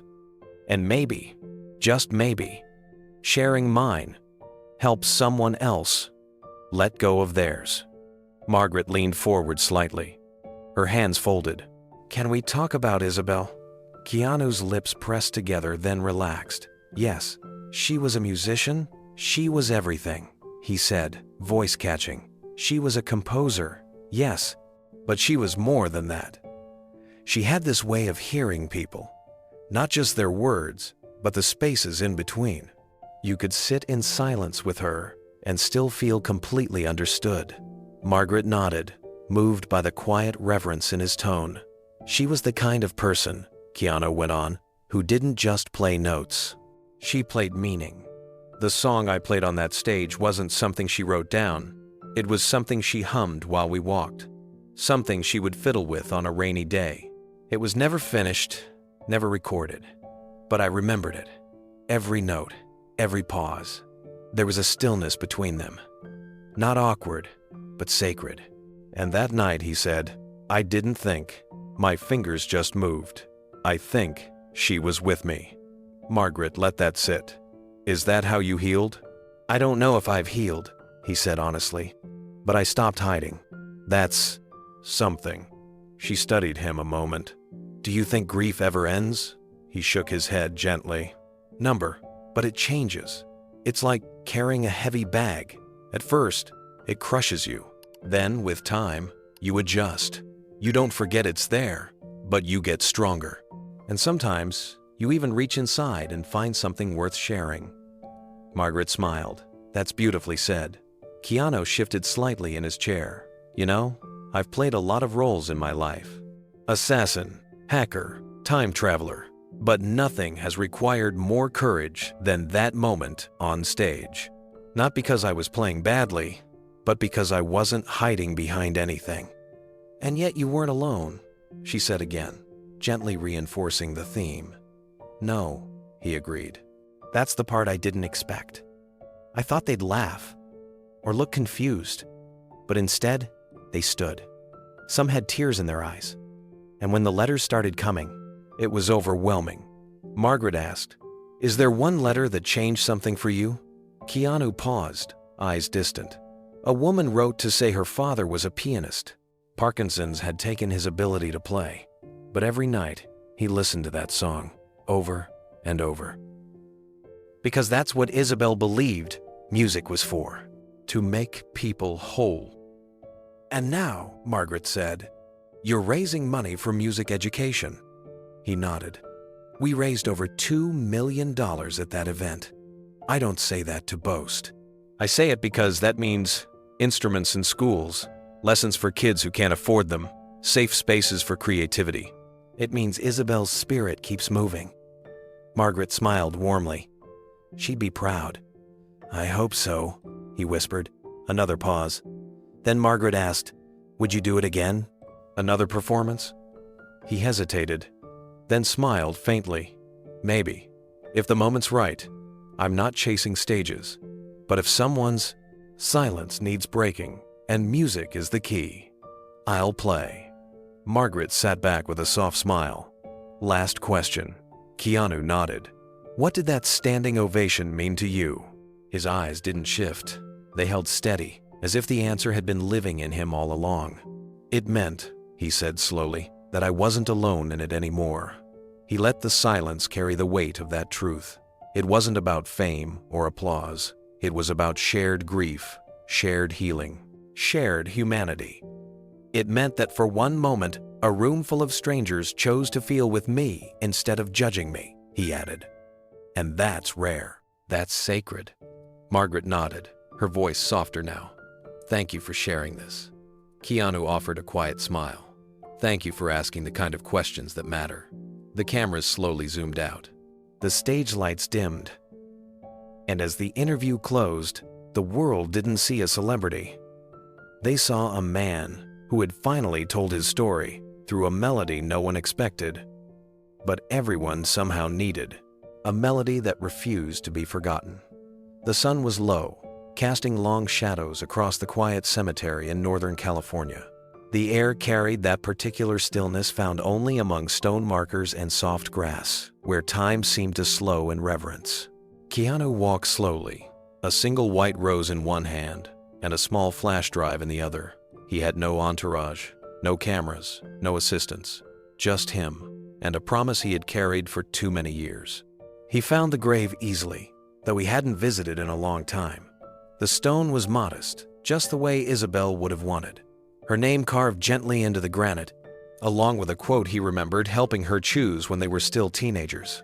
The music in my heart I bore, long after it was heard no more. He stood there for a long time, not saying anything, just breathing, just remembering. Then, carefully, almost ceremoniously, he knelt. He placed the white rose at the base of the stone. The stem trembled slightly in the breeze but stayed upright, like it too understood the significance of the moment. Then came the flash drive. Keanu placed it just beside the flower, wrapped in a clear, watertight case. He had labeled it simply, "For Isabel." Inside was the full recording of the orchestra-backed performance. The one that had gone viral. The one that raised millions for young musicians. The one that turned a private melody into a public legacy. He ran his fingers gently over the stone. His hand lingered there, like a pianist about to press a single note. "We made it, Isabel," he whispered. The words weren't loud, but they carried more weight than applause ever could. He sat down beside her grave, legs crossed like a child settling in for a story. The cemetery was nearly empty, save for the quiet rhythm of leaves brushing against one another. Somewhere in the distance, a bird chirped, then fell silent. Keanu closed his eyes and began to hum. The same melody that had first come to him in a dream. The same one Isabel had helped shape. The same one she said would never be complete until it touched someone else's soul. His voice was barely audible, more breath than tone. But the emotion in it was unmistakable. Each note was a memory. Each pause, a heartbeat. He wasn't performing. He was visiting, conversing, mourning, celebrating. The hum grew fuller as he reached the refrain. That familiar rise and fall that once haunted him now brought comfort. He imagined her there, just beyond the veil, listening like she always did, head tilted slightly, lips parted in quiet anticipation. When the melody reached its final note, he let it hang in the air. Then, silence. He didn't rush to stand. He didn't check his watch. There was no schedule to keep, no interview to prepare for. Just the peace of knowing he had done what they had set out to do. She wasn't forgotten. Keanu remained seated on the grass, his fingers lightly, tracing the edge of the stone as if trying to hold on to something invisible. For a long while, he didn't speak. He just breathed in the quiet, letting it fill the spaces that applause never reached. There was no one here to congratulate him, no one asking for photos or autographs. And yet, he felt more seen than he had in years. He looked down at the flash drive again. It seemed so small, almost fragile. But inside it was a world, a sound, a story. Isabel's story. "I never told anyone this," he said softly, "but I almost deleted the song once, years ago." The confession surprised even him, but it was true. There was a time when carrying that melody hurt too much. A time when the ache of her absence was so sharp it made music feel like betrayal. Playing without her had felt hollow, an echo of something he didn't believe he deserved to keep. "But something told me to wait," he continued, "to hold on. Maybe it was you." The wind picked up slightly, brushing against his face like a reply. He smiled, eyes glassy. "They heard it, They finally heard it." He pulled his jacket tighter and leaned back against the base of the headstone. Behind him, the sun was beginning to set, casting a soft gold glow over the hillside. He watched the light dance across the other graves, each one a story, each one a melody that had once played. It was strange, he thought, how grief could live beside joy, how sorrow could share space with triumph. At the gala, when the orchestra joined him on stage and the crowd rose to their feet, he felt like she was there, not as a memory, but as a presence. Every violin, every heartbeat of percussion, every swell of the strings, it felt like a dialogue between worlds. People had asked him afterward how he kept his composure. Truth was, he didn't. He had simply surrendered to the music, to her. And now, here he was, at the end of the journey. Or maybe, the beginning of a new one. His fingers reached into his pocket, retrieving a small black notebook. It was worn around the edges, soft with use. He flipped through its pages, stopping at one that had long faded in ink, but not in meaning. It was Isabel's handwriting. A letter she had written him on his 22nd birthday. "You don't know it yet," she had written, "but someday, your silence will save someone. Not your fame, not your movies, your quiet, your heart, and your music." Keanu read the words again, this time out loud. Then he closed the notebook, and placed it next to the flash drive at the base of the stone. "These belong to you," he whispered. "They always did." The light was fading now. Long shadows stretched across the grass, like fingers reaching for night. But he didn't get up right away. He let the stillness wrap around him one last time. He began to hum again, just the refrain. And then, without warning, a voice joined him. It was faint, almost imagined. A young girl, maybe 10 or 11, was walking with her father a few rows away. She'd heard him humming, and now she picked up the tune. Just softly, innocently. Keanu looked up. She smiled shyly, recognizing him but not saying anything. Her father nodded respectfully. They kept walking, but the hum lingered. He smiled, letting the sound settle into the earth. The melody had found another home. That was all he had ever wanted. He stood finally, brushing off the grass from his jeans. He gave the headstone one last look. No grand gestures, just a quiet nod. "I'll come back," he promised. "One more time." Then he turned and walked down the path, leaving behind the rose, the notebook, the flash drive, and carrying with him the only thing that truly mattered: the song. The documentary festival was held in a modest theater nestled between high-rises in downtown Chicago. It wasn't the kind of place where celebrities walked red carpets. The air smelled of old velvet curtains and fresh popcorn, and the wooden floors creaked with age. But the seats were full, and the anticipation hung thick as the lights dimmed. The screen flickered to life. A title appeared: "The Moment We Heard Him." It wasn't about Keanu Reeves, at least not in the way most people expected. The documentary focused on a single moment in time, his performance at the Youth Music Gala years earlier. That moment when silence turned into song and grief turned into something more enduring. The clip began playing. Keanu walked onto stage, hesitant, humble. He sat at the piano, hands hovering for a breathless second. Then came the first notes of the melody, Isabel's song. The theater was quiet. Not a single whisper, not a phone light, just the sound of piano keys flowing like water, like memory. By the time the video ended, there were tears throughout the room. Some tried to hide them, others didn't bother. But the most telling moment came afterward. As the lights slowly rose, no one moved. There was a stillness that felt sacred. A teenager in the front row wiped her eyes and whispered, "That song, I've heard it before. I think it's on TikTok." She was right. Unbeknownst to most in that room, Isabel's song had taken on a life of its own. Years ago, someone had uploaded that gala clip without fanfare, a grainy version. Just piano and orchestra, no voiceover, no labels. It had gone viral. Not in a loud commercial way, but the kind that sneaks into hearts. Music teachers began sharing it. Teenagers started playing it during live streams. It wasn't flashy, but it was haunting. And real. One day, a piano teacher in a small town in Minnesota decided to teach it to her class. She didn't even know who had written it at first. She only knew it made her. Students, quiet, focused, different. Soon, the sheet music was being shared online, transcribed by ear, passed along in forums. A pianist in Tokyo arranged a jazz version. A choir in Ireland adapted it with humming voices. A cellist in Brazil added it to his street performance set. But the most powerful moment came at a high school graduation in Phoenix, Arizona. The auditorium was packed, parents with cameras, seniors in gowns, streamers overhead. A young boy named Eli took the stage. He wore dark glasses and held a white cane.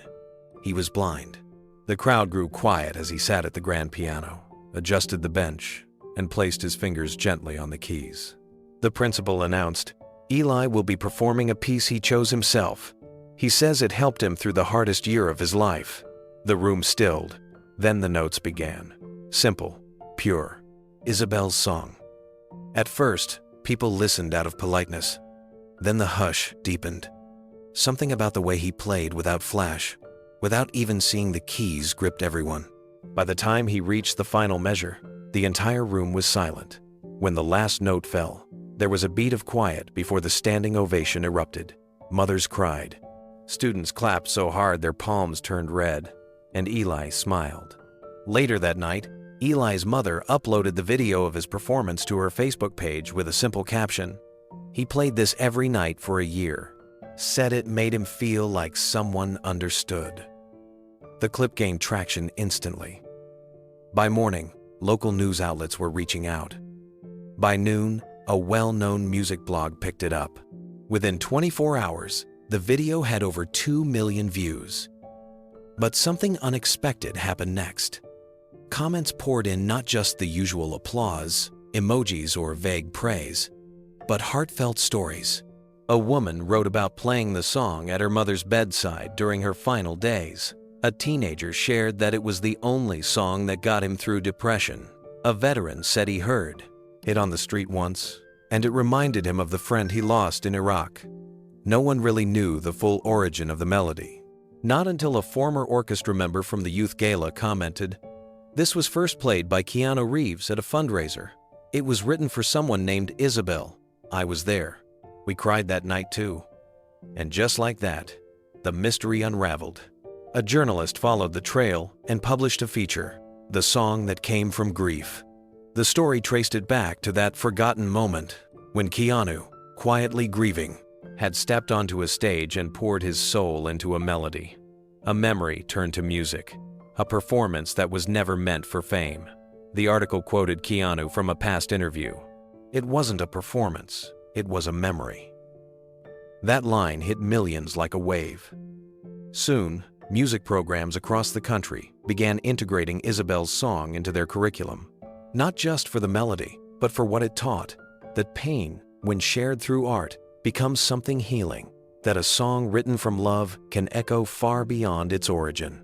Keanu never commented publicly on the viral resurgence. He didn't need to.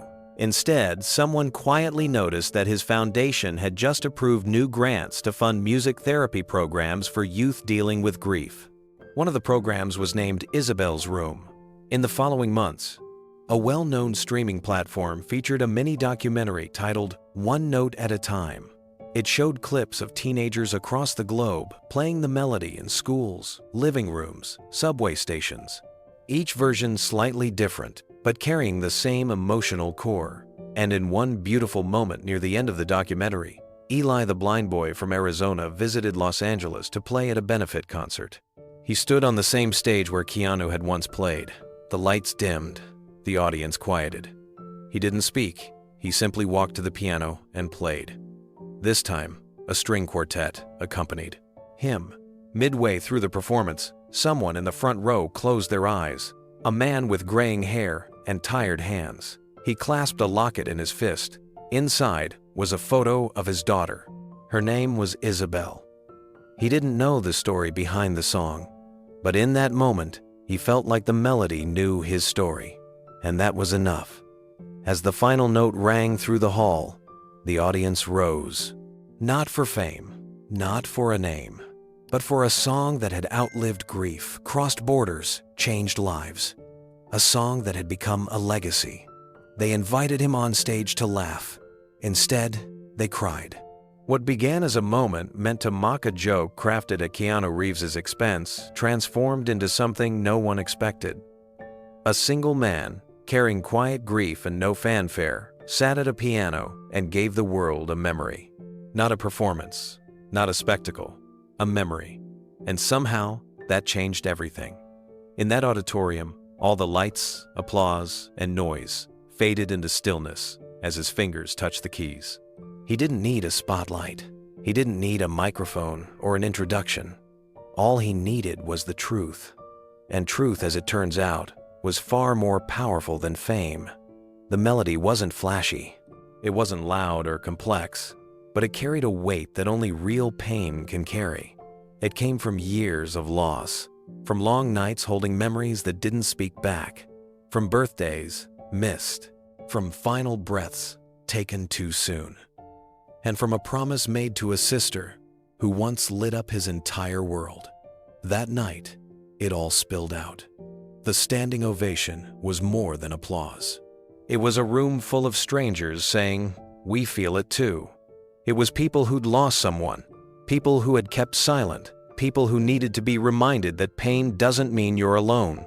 It means you've loved, And sometimes, that's the most beautiful thing of all. Years passed. The video spread.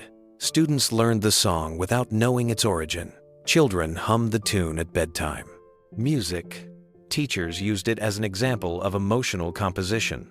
A boy who couldn't see brought an audience to tears with nothing but his hands and that same melody. Isabel's song lived on.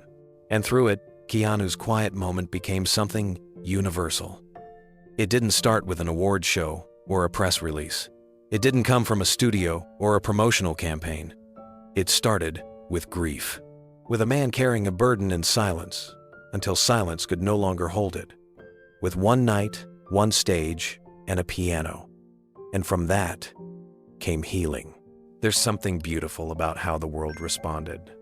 Not with gossip, not with mockery, but with tears, with reflection, with shared humanity. And maybe that's the lesson. That in a time when the loudest voices often drown out the softest truths, there's still power in sincerity, in a single act of vulnerability. In someone daring to show the world their wounds without asking for pity, but simply asking to be understood. Keanu never chased recognition for that night. He never posted about it, never brought it up in interviews unless someone else did. But those who saw it, really saw it, walked away, changed. Because once in a while, someone reveals their true self. And when they do, it shifts the room. It stops time. And you realize you're not just watching a moment. You're witnessing something sacred. That night on stage, Keanu didn't try to be anything more than a brother remembering a sister. And that was more than enough. We live in a world addicted to performance. Social media rewards the loudest. Headlines amplify the most shocking. People learn to play roles long before they understand their own stories. But every so often, something slips through the cracks. Something pure, unplanned, and utterly real. Not a song, not a statement, but a glimpse into a wound he never covered with glitter. He could have stayed silent. He could have smiled, nodded, and taken the joke. Instead, he gave us the truth, and the world listened. The beauty of that moment is not just in the notes he played, but in what they represented. Each one carried memories of Isabel's laughter in the kitchen, her barefoot dancing in the living room, the hospital machines beeping, the final night they didn't talk, but simply held hands. All of it lived inside that melody. When he placed that flash drive at her grave, it wasn't for legacy. It wasn't for others. It was for her. A promise fulfilled. A song returned home. A memory delivered across time. We don't often get closure in life. The people we lose leave holes, not clean endings. But somehow, through that act, through that performance, through that final visit, Keanu found peace. And so did many who heard the song. It's been played in memorial services, in hospitals, at weddings, even. Not because people knew the story, but because they felt something honest in the sound. It connected them to something ancient and intimate, the universal language of loss, the quiet song of longing. It's strange how a moment intended to humiliate became a vessel of healing. And maybe that's what makes it unforgettable. It wasn't about revenge. It wasn't about proving anyone wrong. It wasn't even about redemption. It was simply about love, raw, aching, unfinished love that refused to stay hidden. So now, we ask you, the listener, have you ever witnessed someone reveal their true self? And everything changed. Maybe it was your mother humming a lullaby when she thought no one was listening. Maybe it was your grandfather crying at a movie he pretended not to care about. Maybe it was a friend who finally said, "I'm not okay," and let the mask drop. Those are the real performances. The ones that happen off stage, in silence, in shadows. That's where truth lives. And now, we'd love to hear from you. What's a story you'd like to see next where kindness or music or loss transformed a life? What if that story is still inside you? What if your melody, your memory, your voice could be the next one that touches the world? Tell us in the comments. And if this story moved you, If it made you remember someone or feel something deep, share it. Let someone else experience that quiet beauty. Because in a noisy world, the softest voices still matter. Thank you for staying with us through this journey. Thank you for listening not just to the song, but to the heart behind it. Sometimes, the greatest encores are the ones that echo in silence. We'll see you in the next incredible story.